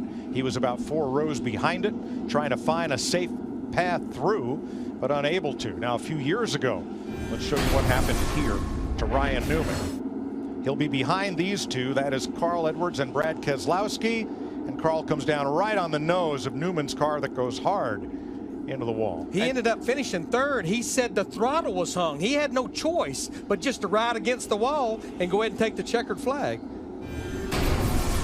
After the crash, we listened in on rookie Ricky Stenhouse, who took them 4 wide down into danger. Yeah, I got to his door. He put us in the fence. I just barely scraped the wall. Yeah, I saw it on the big screen that you were just outside. He kind of came up on you there. So Stenhouse calling out J.J. Yaley for moving up on him. Yeah, well, if the track was 5 wide, that'd have been all right. But, you know, we're already 3 wide, and it was about 3.5 or the half a lane there, and it just closed up on him. Well, if you're leading, it's either too rainy or too dark to continue, and that's what the 20 team is lobbying the NASCAR official for. Danica's so frustrated because she was having a solid run. Yep. Going to get a nice, probably top 10, 12th place finish. Unfortunate for her. Jimmy Finney's not happy because he knows anything could happen on this restart. They're going to be stuck on the outside. This is going to be interesting. So if you're leading, it's too dark to continue. And if you're in 2nd, come on, let's drop the flag and go, right? Well, you heard my brother. He's 13th. He said, oh, you can see perfectly. Right. From 13th. It just depends on who you want to ask. You know, guys, when I look at our top 10 right now, we've talked about drivers that's not won in Sprint Cup. Ricky Stenhouse Jr. in the 17 and 5th, Eric Almirola in the 43 and 6th. And how about Scott Speed in that 95 car back there in 9th, just inside the top 10? There's Scott right there. Great run for him today. Former F1 racer. David Ragan, the 34 car, another guy hanging in there. It's animation domination tonight following the race on Fox. We'll keep it right here. As a matter of fact, Larry, you look at that. We got the 34 of David Ragan as 8th. You've got Scott Speed 9th. You've got Gilliland running 11th right now. And Josh Wise in the 35 running 14th.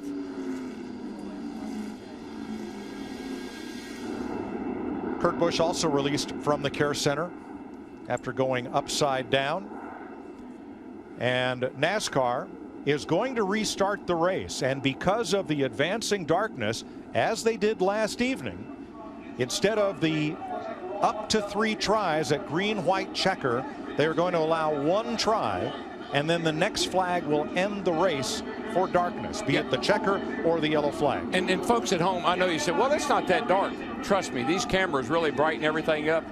You almost need headlights to race right now. Yeah, almost. Look at that Sunoco sign and the lights on the pace car. They're the brightest things here at Talladega right now, as the field forms up for 1 shot at a green, white checker finish. And you've been out there racing all afternoon. Your windshield's dirty. You're tired.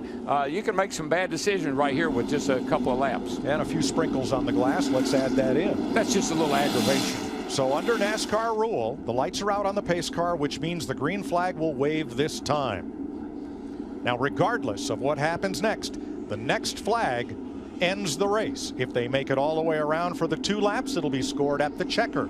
If the caution flag has to wave, as last night, the race will be decided by video evidence as of the moment of the caution flag, which is when the race director pushes the button to illuminate the caution lights. Well, the guy Let's hope that doesn't happen. The guy that won this race here last year is leading right now. He won the Daytona 500 last year. The guy that won Daytona this year is running 2nd. The guy that really needs some help, if Stenhouse somehow could get over behind the Carl Edwards, they could do what they did coming to the red flag earlier.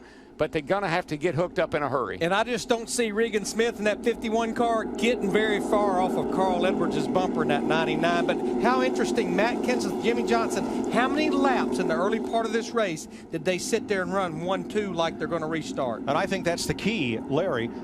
Those two cars together have been all but impossible to pass when they're linked up. Here's the thing that Matt Kenseth has to be careful of. He's got to be smart now. We've seen him on restarts get a big jump and a big lead on everybody and come off turn 2 way out front of everybody. I don't think you want to do that. All right, pace car's about to turn left to pit road. Denny, who do you like? I like the 20. I think he's got the best pusher behind him. I think he's going to win it.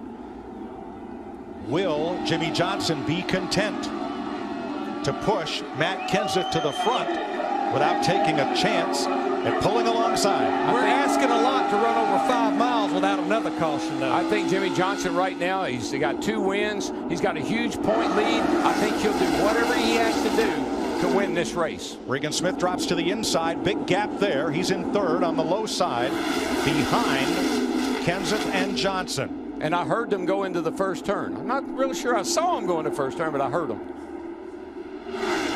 Josh Wise, a lot of sparks from his car up top. He falls off pace.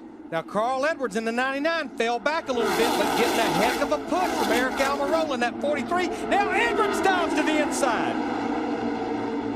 And Kenseth is able to drop in behind Edwards. Now we'll see what happens. That all came from that push that Almirola gave him down the backstretch. Another Ford, which those Fords have been really good at helping each other today. On the outside, Almirola, Ragan, and his teammate Gilliland. On the inside, Edwards, Kenseth, and Johnson. Here they come to the white flag. 1 lap to go. And it's a race from here on, no matter what happens. Johnson looked high. Kenseth to draft with Edwards. Johnson to the bottom. Almirola to the top. Man, Matt got shuffled out again. Jimmy Johnson with Carl Edwards, but Kenseth up the middle, coming back. Help from David Ragan. Up to the bumper of Carl Edwards. Ragan in the middle. His teammate Gilliland is the pusher. They're right on the bumper of Edwards. Is there anywhere to go? Ragan to the bottom. Gilliland with him. David Ragan, July winner at Daytona a couple of years ago. Gilliland with him. Edwards up top. Michael Waltrip to help. And here they come off turn 4. Push, boys, push. Push hard. Edwards high. Reagan comes up. Carl spot. Gilliland got it. He's got it. Front row racing is here to victory lane at Talladega. Reagan first. Gilliland second. How about that? Oh, yeah, baby. Yeah. What an unbelievable run there. Not a first-time winner, but a first-time Talladega winner. Look at those teammates. No, but this team. You just think about David Ragan, David Gilliland, and their other teammate, Josh Rice, wrecked together early in the Daytona 500. What a celebration. What a great win for this. Bob Jenkins, the car owner, is... They need to watch this race today. Goodness gracious. I can't believe he owns quite a group of chain restaurants, and they fund this racing operation. And David Ragan with David Gilliland got together, and teammates fought their way to the front. Larry, what did we say when this race started? Anybody can win this race. But look at what he did here in the tri-oval, from the bottom to the top, back to the bottom. We said a couple of years ago when he was driving that 6 car, this kid is a great restrictor plate racer. He almost won the Daytona 500 that Trevor Bayne won. He made a mistake on a restart, but that's a great run. Second generation racer from Georgia. His dad, Ken Ragan, a longtime independent driver on the Sprint Cup circuit. And one of the nicest young men you'll ever meet in your life. Just in time to be a participant in the Sprint All-Star race in 2 weeks. How about that? Says Farm Rich on there. He ain't kidding. David Ragan, the Talladega winner.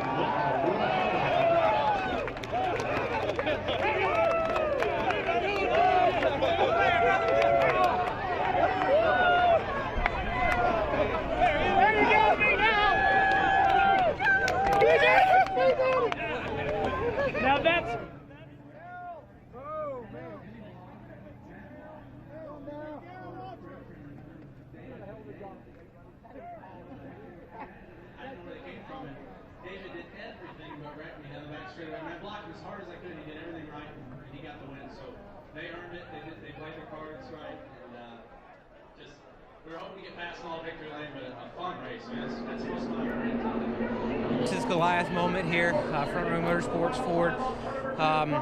We got Farm Rich on our Ford this weekend, their first chance at a NASCAR race. They're not all this easy, but man, this is special to get Front Row Motorsports their first win. Feels like I've never been here before. David, congratulations. Big underdog win. Let's go to Chris Devoda. Well, Steve, David just said it was a David versus Goliath story. It took two Davids to get this win for Front Row. First one David Ragan thanked was the Lord, and then you for that push. Talk about that final lap. Yeah, without God, none of us would be here and getting able to do what we do. So first we got to start by thanking God. And, you know, it's been my dream since I came to Front Row to get Bob Jenkins to victory lane. And this is about as much as I could help today. So I'm very proud of, you know, our whole team, Front Row Motorsports. We got Love's Travel Stops on board, and what a great day for them. So what a great day for Front Row Motorsports. I mean, like you said, an underfunded team coming in here and being able to finish 1-2 is awesome. So very proud of David Ragan. I know he'd have done the same for me, and got us up there. We had a heck of a run. We were pushing, and I was locked to his bumper. I wasn't going to let go. So I was hoping he didn't get loose going into 3 and 4. But like I said, just real proud of all the guys. Frank Kerr has been a huge, tremendous asset to our team this year. And, you know, we haven't had the results to show for it. We've been running better every week, but just not there. So just so proud of Bob Jenkins and, you know, everything he puts into this team and doing this, you know, out of his own pocket, probably 80-90%. And to get him a 1-2 finish here at Talladega it's a dream come true. And as I throw it to Matt Yoakum, go ahead and hold up your secret weapon. The good luck note that was on his dash from his daughter. Matt? Oh, very nice. A dominant car, though, for Matt Kenseth in the daylight and in the darkness. But what went wrong near the end, Matty? I don't know. It was a good run. I mean, it was a really disappointing finish. First of all, congratulations to David, you know, and David there. That's always cool to see the underdogs go up there and grab one. So I'm happy for them guys. But man, I don't know. Carl just got a rocket restart there, and he cleared me down the backstretch. I don't know. He just got a huge run somehow. And we're still second. I thought we still had a shot. I tried to get a run on Carl, and he blocked which he should. And we got real wide getting up there in one because he got me pretty far to the top. And I just didn't watch the runs from them guys way in the back. Just got a huge run up the middle. I saw David at the last minute, but he was going too fast. If I pulled in front of him, I was just going to get wrecked. So I just had to bite the bullet and try to find a hole, which there wasn't one, and finish the best we can. So it was a disappointing ending to the day, but man, we had a great car again. 7 for Kansas. Chris? Aaron's 499, where dreams come true and a win for the little guy. The 9th green-white checker here at Talladega in overtime and checking points. Denny Hamlin after 10 of 36 races. What an awesome race. I mean, what else could you ask for?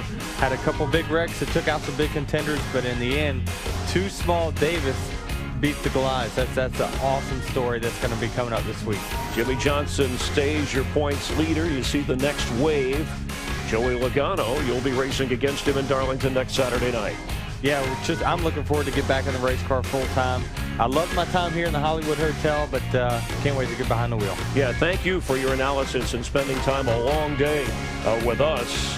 Don't forget FA Cup Final Soccer Saturday on Fox. And Saturday night, 6 o'clock Eastern on the eve of Mother's Day. Denny Hamlin's run well there. He has a victory. 6 top 10s in 7 races. Jimmy Johnson won the race last time. We'll see how David Ragan can handle it today. He led only 4 laps. This race ended up being 511 miles. He was 10th when we restarted, 5th on the final lap, and came in to win it. Special thanks to Denny Hamlin. I'm Chris Myers for our entire crew. Thanks for watching from Talladega, battling darkness, drizzle, and drama. We'll look for you Saturday night from South Carolina. Our entire crew wishes you well. Barry Landis, producer. Arnie Kepner, director. We'll see you Saturday night.